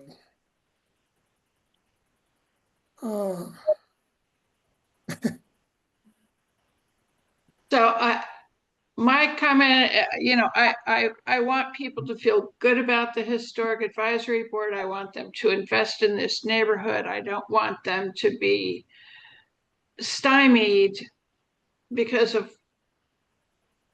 several aspects of their project when the basic project seems viable. Well, I would agree with that. I don't know how to put that, so. I would agree with that 100%, but I mean, what's it mean if we approve it as is, but make comments for some corrections? And do we have to say that we approve the plans and it moves on? So one other thing the board may do, you can recommend approval as presented, subject to the following conditions, and all what you propose there becomes conditions of approval. Do those conditions come back to us for review? No, they move forward. So we take a chance, is what we're doing, right? So when you do that, what happens is that they will revise their plans, and at this point in time, because they have to go to plans review subcommittee, they will go to plans review subcommittee with the same set of plans that you have. They will get the review from plans review subcommittee. They will get their own recommendation. If they have their own conditions to put, they will put. And then the applicant will then use your recommendation and those of the plans review subcommittee to revise the plan one time, because we are not encouraging people to revise the plan now, go to plans review subcommittee, revise the plans again. So that is how that works. You can recommend approval as presented with conditions and provide them specific conditions. They go to plans review subcommittee with your recommendation. There's a question from John. Okay. Thank you, Maurice. But I was waiting for Mr. Turco to finish. And did you finish what you were saying? Yes, Mr. Chair. Thank you. John. Technically, you could make a couple of motions. You could approve the demolition of the non-contributing shed and continuing exploratory work on the structure, and then make a separate continuing motion for the plans for the redevelopment of the structure and the fencing, so that they can do some work. So you're talking about, But you need to, Michael would need to confirm that. Yes, you can do that. Those are two separate motions. If you require them to come back, you can make a motion today to approve the shed, and then you require them to come back. That is fine. I will still have to keep the project until you finish with your continuance before I take it to plans review subcommittee. Here's what I'm communicating to the board. So a partial review would not help the applicant move the project forward more quickly. Okay. Lynn, does that help answer some of the concern or questions? It answers the questions, but doesn't address the concern.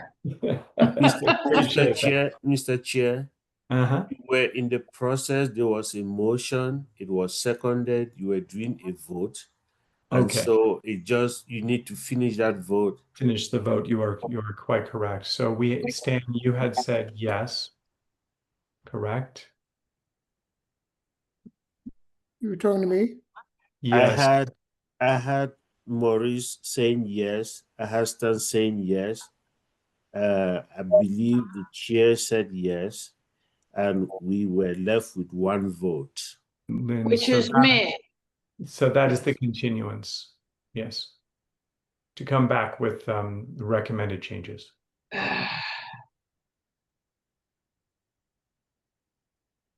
Don't don't feel pressurized to make a vote or something that your conscience does not make you to do. You can always vote the other way. Then nay, it doesn't seem Okay. fair to me. That is fine. Now Maurice has rescinded his motion, so can we move forward? We're voting on the second motion. And based on what you have said, I believe the vote is 3-1. It is. So Okay.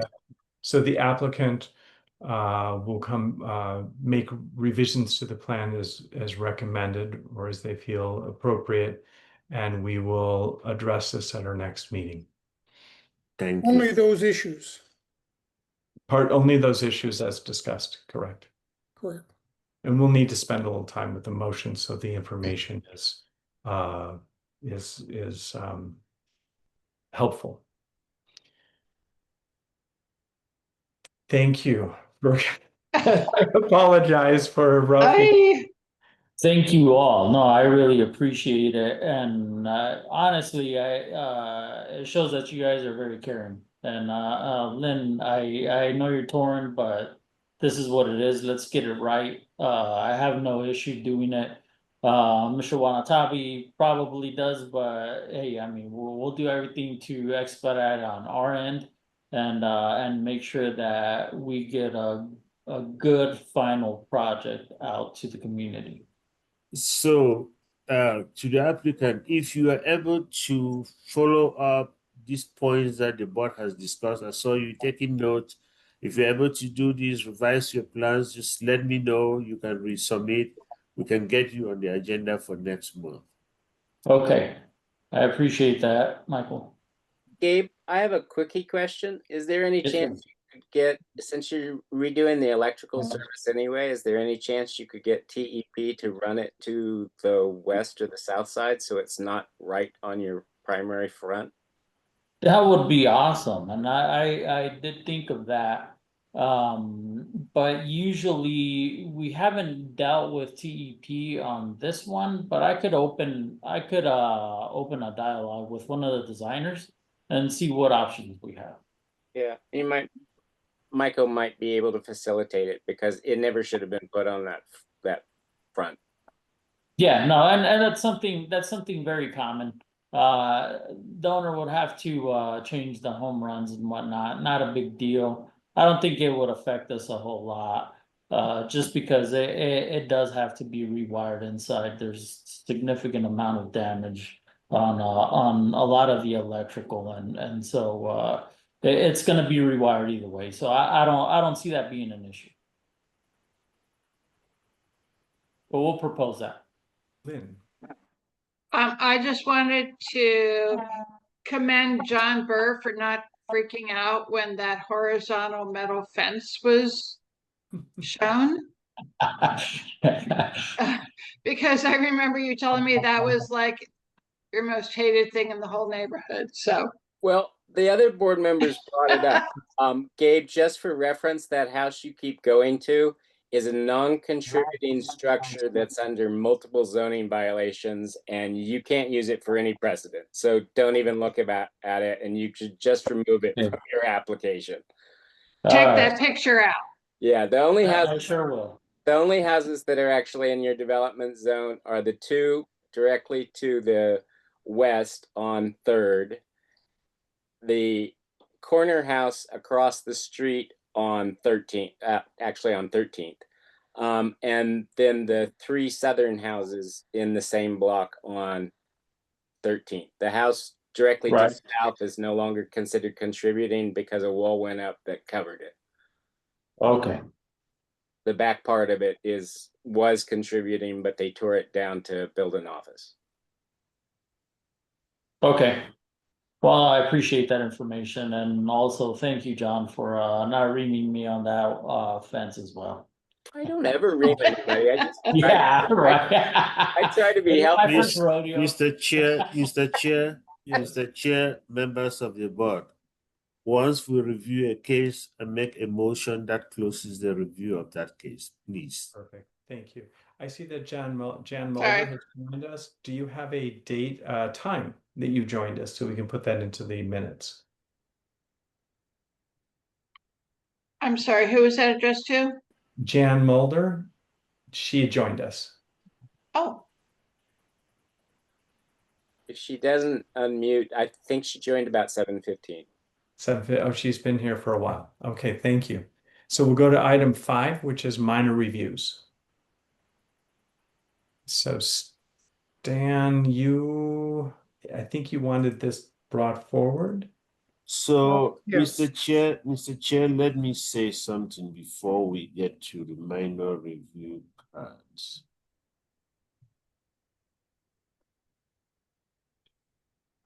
So, our new approach this time is we have been faced with a backload that we have.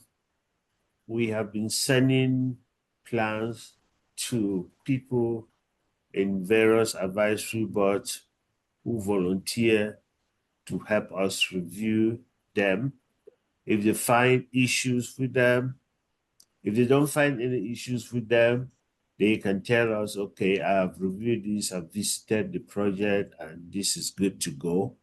If they find an issue with them and say they're not comfortable making a recommendation on those projects, then they can request that the full board should look at it.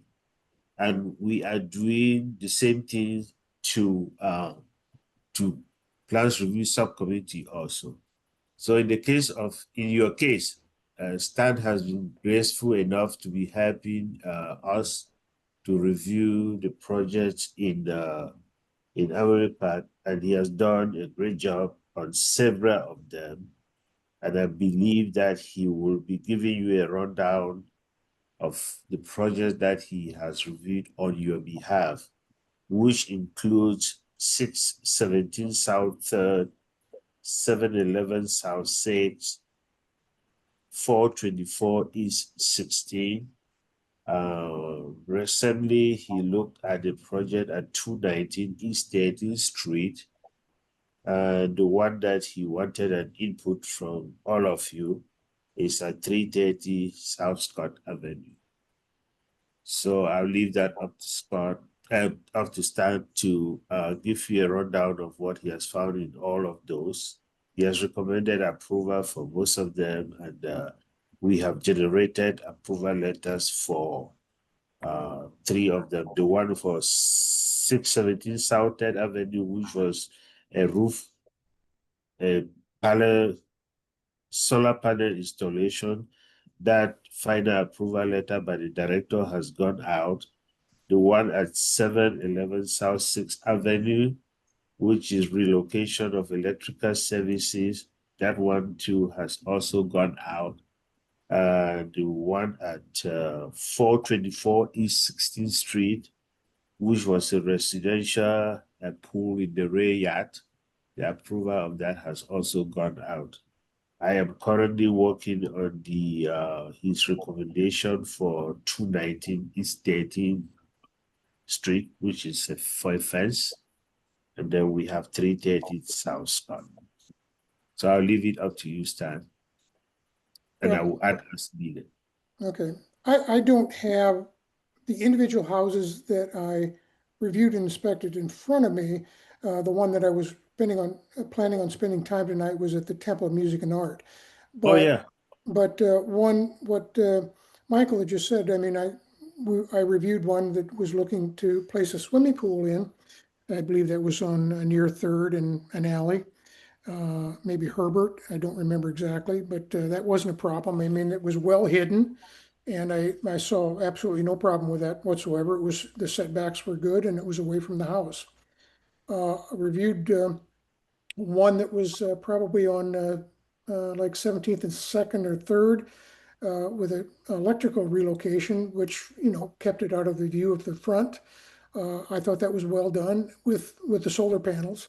They were adding additional solar panels to the house that already had solar panels, and I saw absolutely no problem with that whatsoever. There was another house in the same area that was adding storage tanks for runoff from the roof. The only thing that I did there was recommend a location closer to the house between two windows, which kept it away from, which kept it closer to the house and away from the street. And I thought that that was appropriate. Didn't see any problems or issues with that either.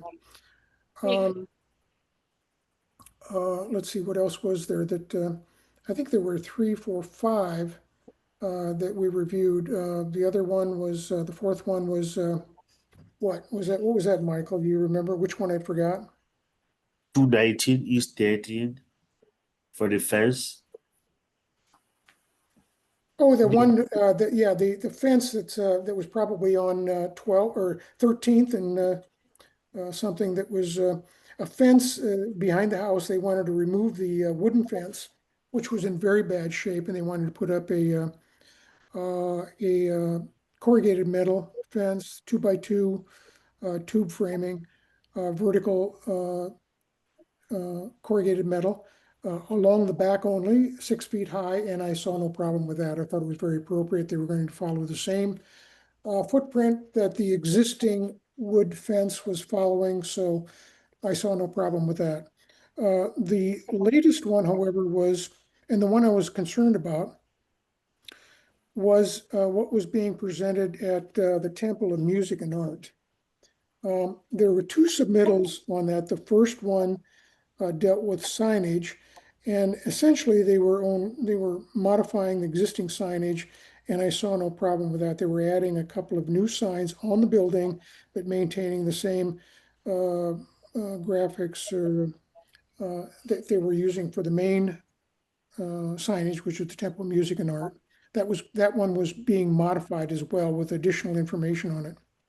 And I think, do you have those drawings, Michael, that you could put up? I sent it to the board today. Let me look. I can look for them and put them Okay. up.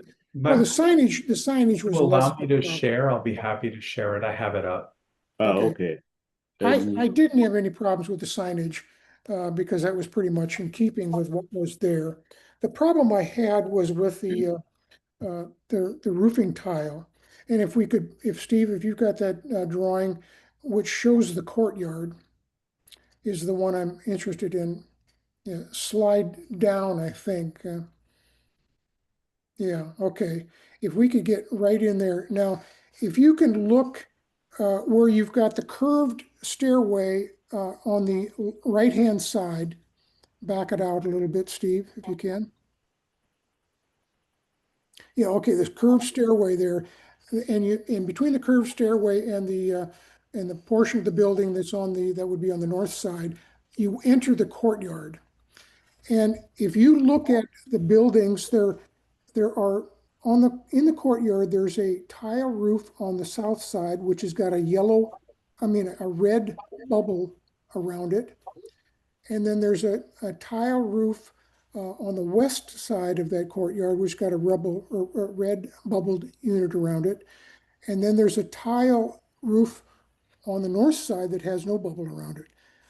I asked the city, I tried to get a hold of the city to get me more clarification on this, because there's nothing on this drawing that tells me exactly what they're doing. I'm only assuming, based on the little information that I got, is that they're removing the clay tile, the red clay tile that's located within the red bubble on both the south and the west side, and replacing it with an S-type red tile. And if you slide the, yeah, okay, there, the S tile that is on the right side there is the S tile that they have. Now, the S tile and the existing tile are very close in color. I mean, at least it appears to me that it's very close in color. The problem that I have is that if you go back to the roof plan, Steve, is all of that roof tile that that appears to me that they're taking off is because they've got some leaks in the roof and they want to repair the roof and then replace it with the S tile, which is lighter in weight. And they think that maybe it's a weight issue. Well, the thing that I really don't understand and I was unable to talk to the city about is that if you look at the roof structure that's on the south side again, they're only taking one side off and they're leaving the tile on the south side of that existing roof in place. And they're leaving the tile on the smaller, lower roof on the north side, they're leaving all of that tile in place. So what I see as a problem is that the existing tile is the standard traditional individual tile. It's just a C-shaped tile, and each one is placed in a bed of mortar. And that mortar is a very visual part of the roofing system. So when you get down to the edge, you can't see it on any of the photographs. I mean, I don't know, you can't even blow it up, you can't see it because I think that's a different roof. But I couldn't see it. I got pictures of it to show you, but it's especially at the eave line, you're seeing three rows of tile that are stacked kind of on top of each other, the lower tile and the upper tile. And there's a lot of mortar there. And the mortar is a very prominent feature of that roof system. So if we go back to the roof plan again, and we take only the roof tile that's within the red bubbled area and put in the standard S tile, which has no mortar, when you get into that courtyard, I think it's going to be very visual in terms of a distraction, where you've got the mortar on the north roof, which is very prominent, the mortar on the east roof, which is also prominent, and the mortar on the south roof, which is much higher and less prominent.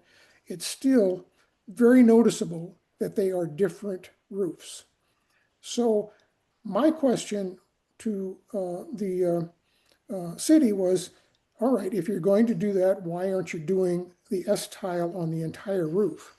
Now that's one approach that we might consider, but this is a prominent structure in the Armory Park neighborhood. And I really don't think, personally, I wouldn't want to see them take the tile off of two roofs, put on a different type of tile and keep the roof on the north roof the same. I think it's going to be very extremely noticeable, number one.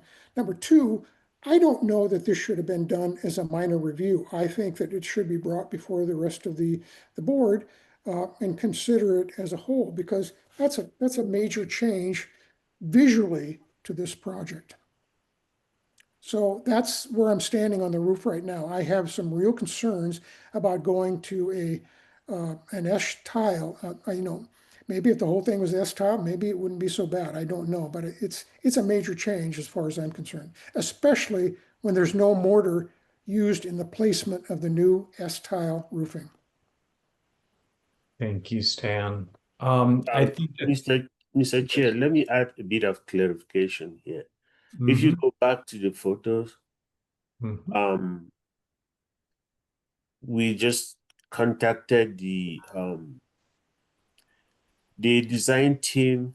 This is a city project. So the intent is to remove all these big, heavy tiles. This project before you is just for the tiles only. They are reviewing the whole roof. So whatever they get approval for, they have their engineers looking at the whole roof structure. Take note, this other roof that you see on the left, that is the historic train depot. It is not the children's museum here. They use this only to show you the type of roof that they are proposing.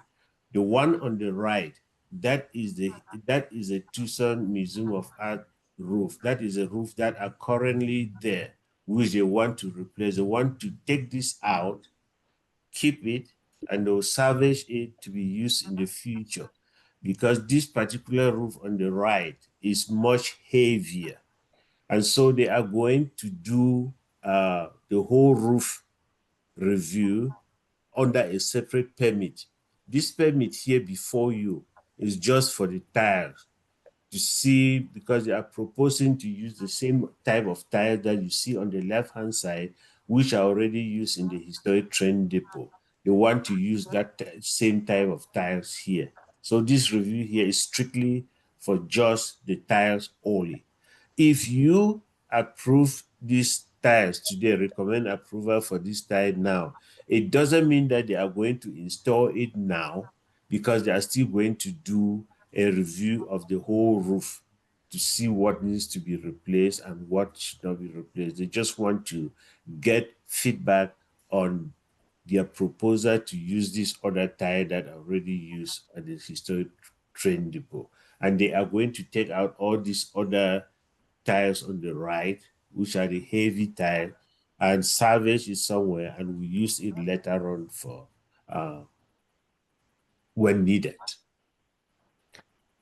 All right, go back to the point. Now, are you telling me, Michael, that they're taking all of the existing red clay tile off the entire roof, both That sides? is that is my understanding, and that's what they communicated to us.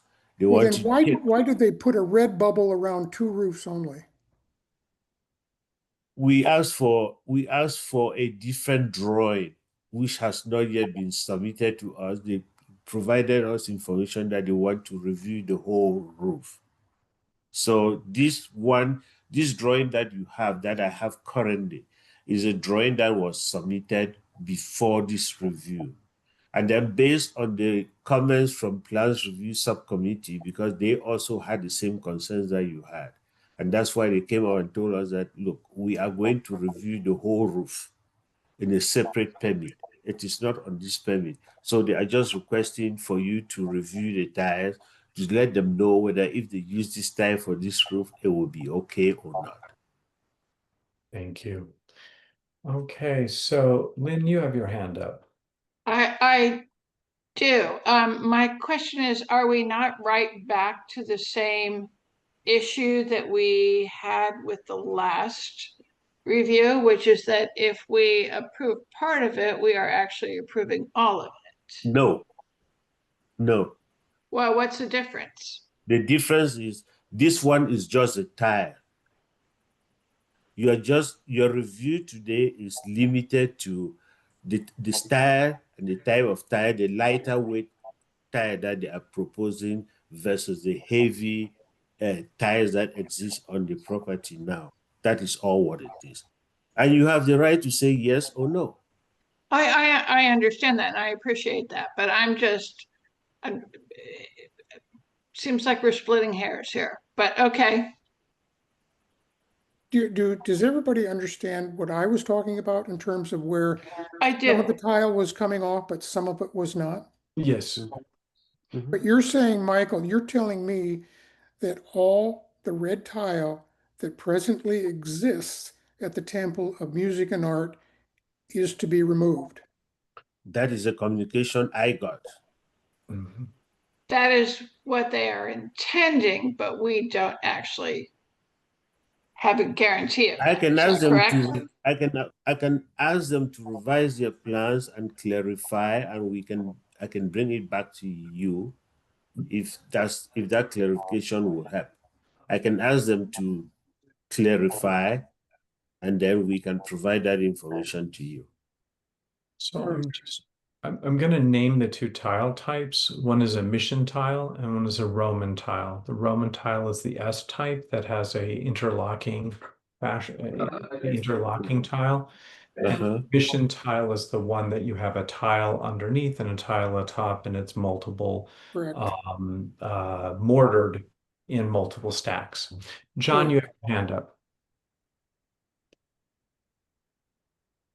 John? This one is kind of problematic because environmental services is doing all this, and we reviewed a door replacement that's temporary while the original doors are being restored.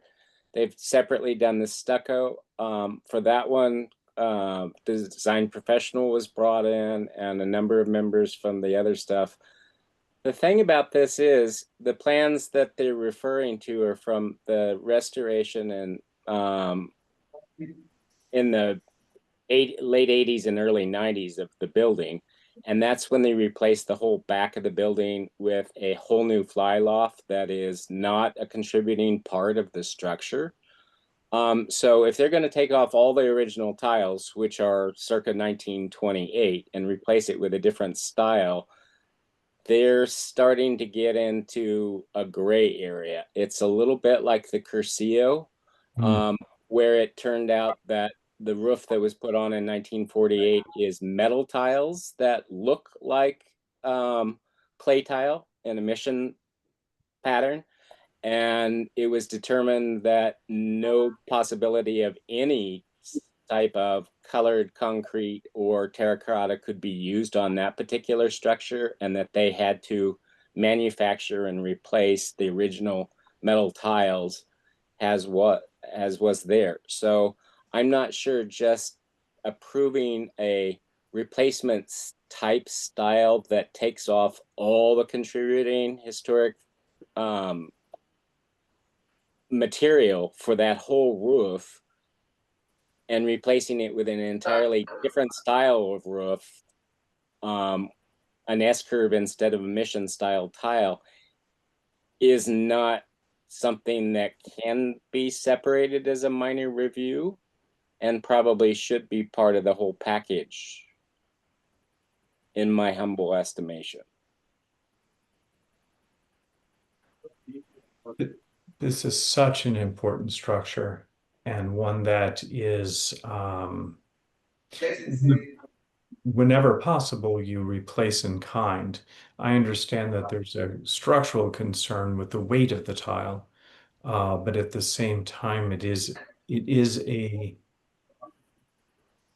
loss of historic material and a change to the historic roof form, not the roof shape, but the roof Detail. profile. So, do we have a motion?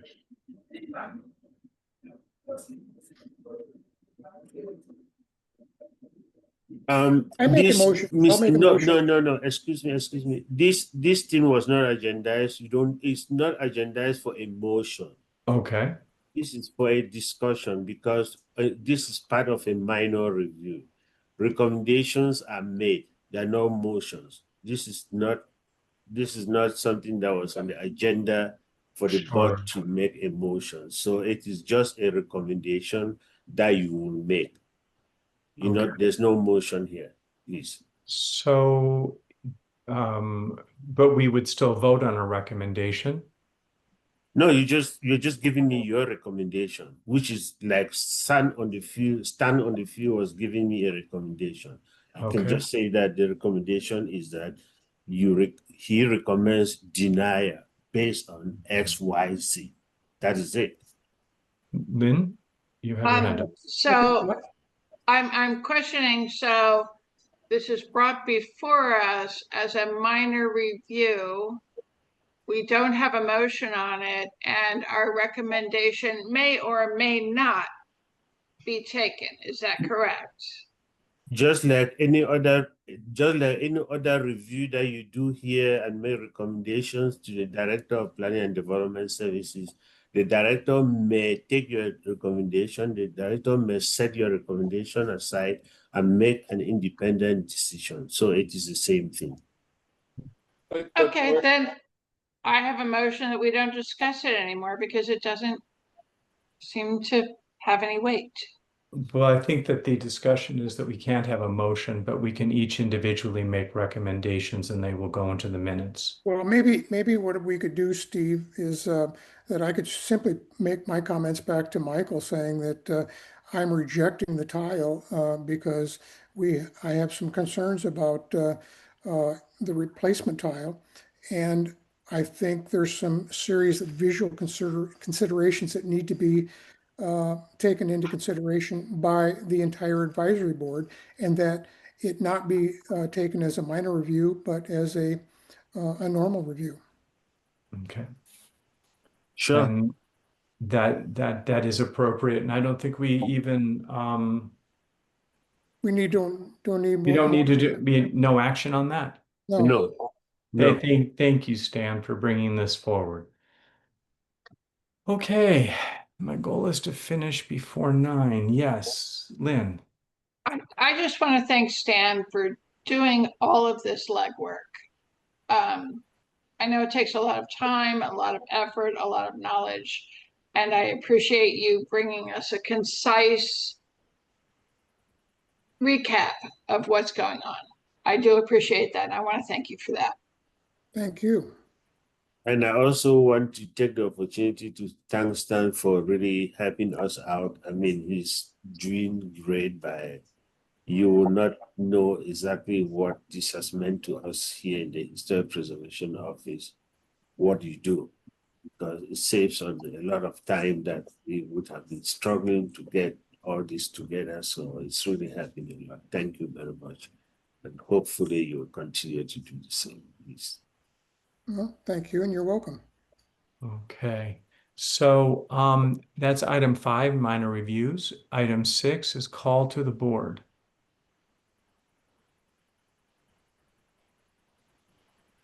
I don't think there's an item, nothing reported. John. Do you want to provide an update on the letter you wrote to HUD on behalf of the board? Yes, be happy to.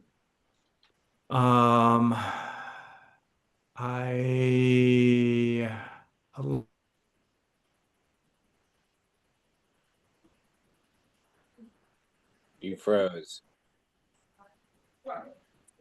Letter will take me a moment to get it back. I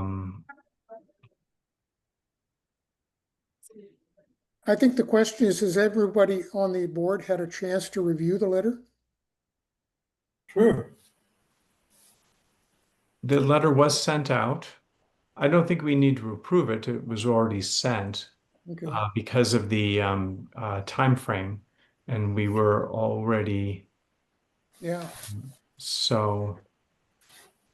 And I read it and I sent you my Yes. approval of it. Not that I had to, but Mhm. I thought it was well written and said exactly what we were thinking. right. Thank I agree 100%, and I made my comments notable too, that I think it was a perfect letter. I think it addressed everything we needed to address, and thank you, John. Thank you very much. Yes. I helped Steve edit it freely and made corrections and then did it within our framework. I will say that APNA, the president there, David Bachman Williams, also sent a letter to HUD formally endorsing the letter from ABSAB. So at least there's a record from both of the organizations within the neighborhood informing HUD of what the roadmap moving forward may be. Thank you, John. Sure. So, Yeah, I do have a little bit of an update regarding that All Saints So project. are we talking of the letter to Shippo, or which letter are we talking about? No, that's not what I'm talking about. so we're talking No. about the letter. I don't know if you have a copy of it, Michael. It's the September 8th letter, but I think it was sent out to everybody. Let's see if you're on the CC. Probably not. It was actually sent to Desiree, and you were not copied on it. And for that, I apologize. No, that's okay. Corin and Christina Swallow, I think, probably. Yes, Corin was also on there. Mhm. Okay, that's fine. Basically, SHPO made a finding that all 4 buildings affiliated with the All Saints Church were contributing structures and remain so, which came out the exact same day as HUD's request for comment to initiate a Section 106 process for the All Saints apartment project, which is proposing to demolish 2 out of the 5 structures affiliated with it to get secure HUD funding. And it's complicated moving forward with any of the plans of the proposed project. Thank you. I was saying regarding that project, there's another issue going on. It has to do with the maintenance of the existing uh, school on the premises on 6th Avenue. The owner has been extremely negligent in keeping up the maintenance of the properties, which has allowed a lot of vagrants to get in it, break windows, uh, and do a lot of damage. The walls themselves, the stucco walls have been peeling for the past 10 years, no maintenance. So recently there was an incident whereas vagrants were chased away from that building, and the windows were boarded up. Okay, instead of replacing the windows, it's now a derelict building. I was told yesterday that the current owner actually is doing something as far as the appearance of graffitis on the building itself. Okay, I understand that they're finally getting a little maintenance to it. I don't know how far it's going to go, but at some point in time, the rate it is going, okay, that building is going to it's going to self-destroy. So I don't know how much we have to do with it. Okay, but this is a contributing structure. This is part of history of Armory Park.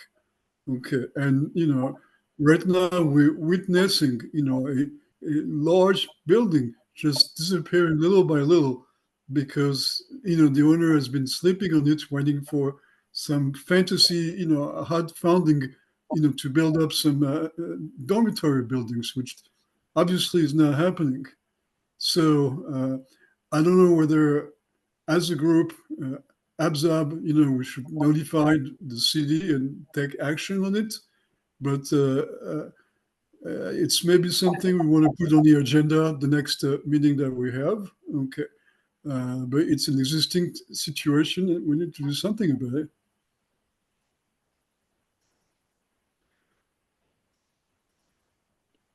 Well, I think I see Michael is writing this down to potentially add this to the agenda next time, but I'm not sure that it's not really an action item. Michael, what do you think? I don't even know what building we're talking about. You just say the school. So I think that we're looking at the property on the east side of 6th Avenue, south of 14th Street, that is part of the proposed redevelopment of the All Saints Church. is this still part of the All Saints thing? Yes, it is. It's part of the All Saints. It's on the east side of 6th rather than on the west side of 6th. It's across from the Corcio building. And it is a lot of the interior has been kind of brought out of the building and stacked on site.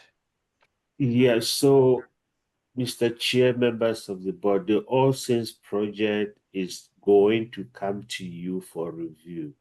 We're still working on it. So I suggest that when the All Saints project comes to you, let this be discussed as part of the All Saints project so we don't piecemeal it. It is still coming to you as a review.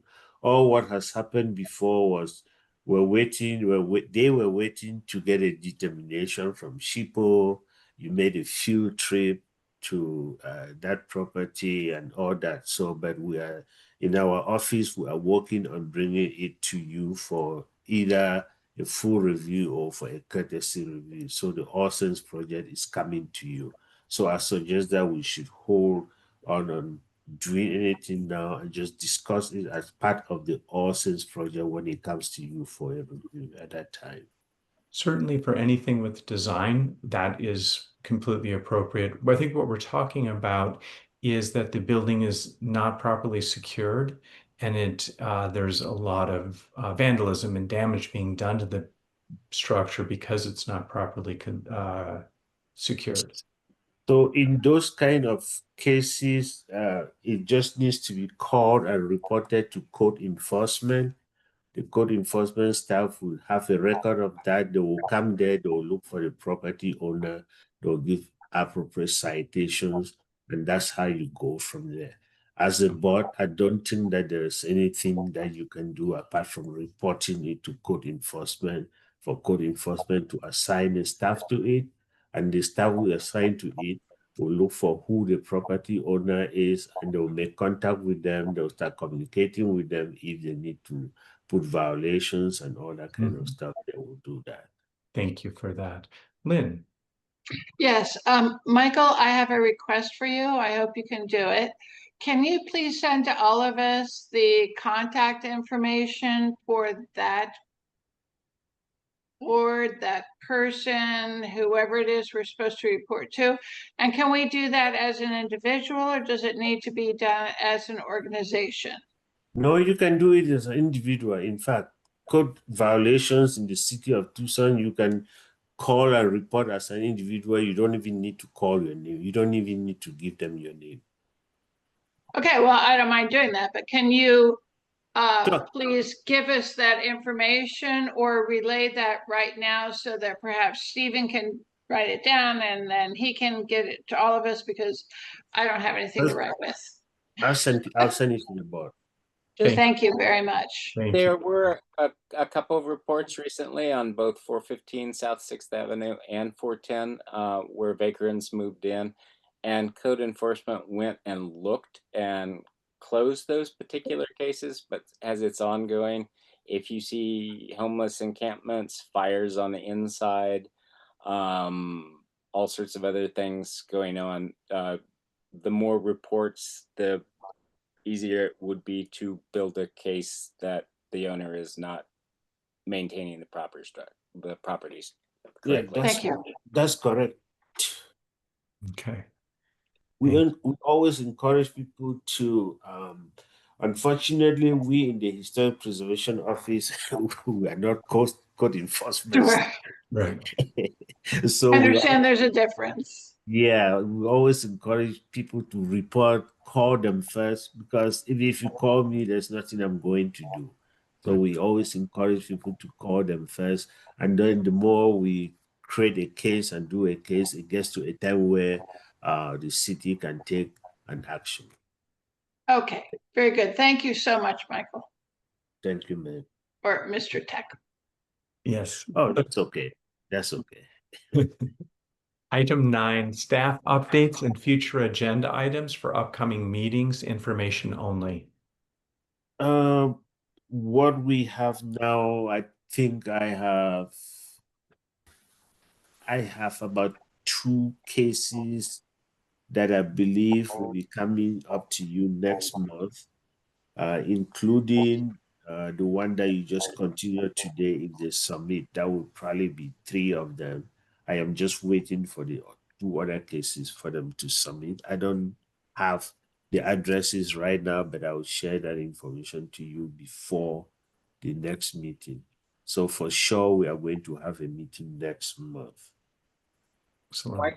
Michael, I've got one for you. On the city's website under historic preservation, it's been updated recently, and I don't know what Desiree has done and what IT has done. But there's now no subheading for the historic preservation zones. You have to actually go into the code and other stuff. There's no overall links, and the link for Armory Park that had the handout that was used as supplemental information for property owners has disappeared and been replaced with a single page saying we're getting new park benches and a dog park in the park. So Stan was quite correct that most of the information that was formerly available about the HPZs, the guidelines, and all of the documentations is disappearing from the website and no longer available to the public. I fortunately have hard copies of those, and I'm happy to send those back around to the board and to you if you need them to pop them back up. But it's getting to be a much less functional site for the general public going there trying to access information. Thank you, John. I will take note of that and see what we can do. Thanks. Lynn, This is an aside and may not be an appropriate spot to mention this, but we are putting a pool in at our house, and it will not be visible from the front or the backyard, but we have put permits in through the city. And if it comes to historic board, I know that I need to recuse myself, and so we may have an issue with enough people to be on that. So, Lynn, right now, the residential pools are reviewed as minor reviews. So Okay, we don't need any recusal. So Stan, I'm looking at you, my friend. Stan we just talked today about the residential review that Stan reviewed, I believe in 624 is something. So that once it goes through, it is going to be reviewed as a minor review, unless you are building a pool house. If you are building No. a pool house, if it is just a pool and a gate, and Yeah. pool cover, Everything is already there except for the hole in the ground, and I kind of figured out what the historic zone would like to see and not like to see, and we worked from there. So okay. It will be then once we get it. I don't yet have it, but once we get it, okay, I will, thank you. I just wanted to say if that came up, I would need to recuse myself, and you need to get someone else in to make a quorum. yes. And I Yeah. think having 2 members down today is just an unusual occurrence. Both Matt and Helen will probably Helen. be back in November Okay, or October, rather. October. Okay, then if there's nothing additional to item 9, staff updates and future agenda items for upcoming meetings, then we adjourn at 9:01 Oh my God. p.m. Thank you, everyone. Thanks for having You made the target. Everyone go have dinner. Good job. Thank you all. Thank you all. Thank you all. Thank you all very much. I'll see you next month, and I'll see you again, Stan, in the next of our reviews. There are a couple of them waiting for you. Yep, I will send you a message on the temple. Yeah, please. Very good. Bye.